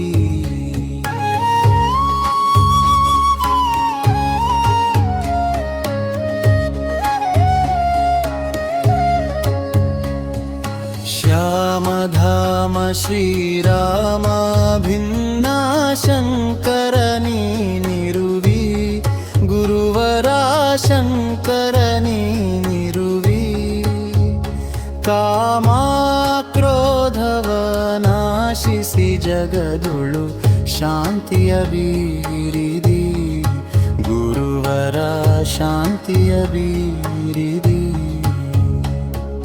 ಚರಣ ಭಜಕರ ದುರಿತದುಂದವ ತ್ವರಿತದಿ ನಾಶಿಸಿದಿ ಗುರುವರ ತ್ವರಿತದಿ ನಾಶಿಸಿದಿ ವರಭೃಲತಾಪುರ ದೈವದಿಂದಲಿ ನಿರುತದಿ ವಾಸಿಸಿದಿ ಗುರುವರ ನಿರುತದಿ ವಾಸಿಸಿದಿ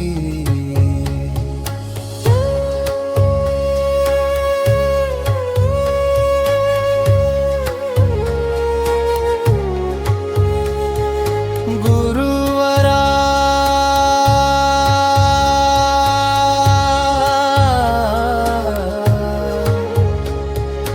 ನಿರುತದಿ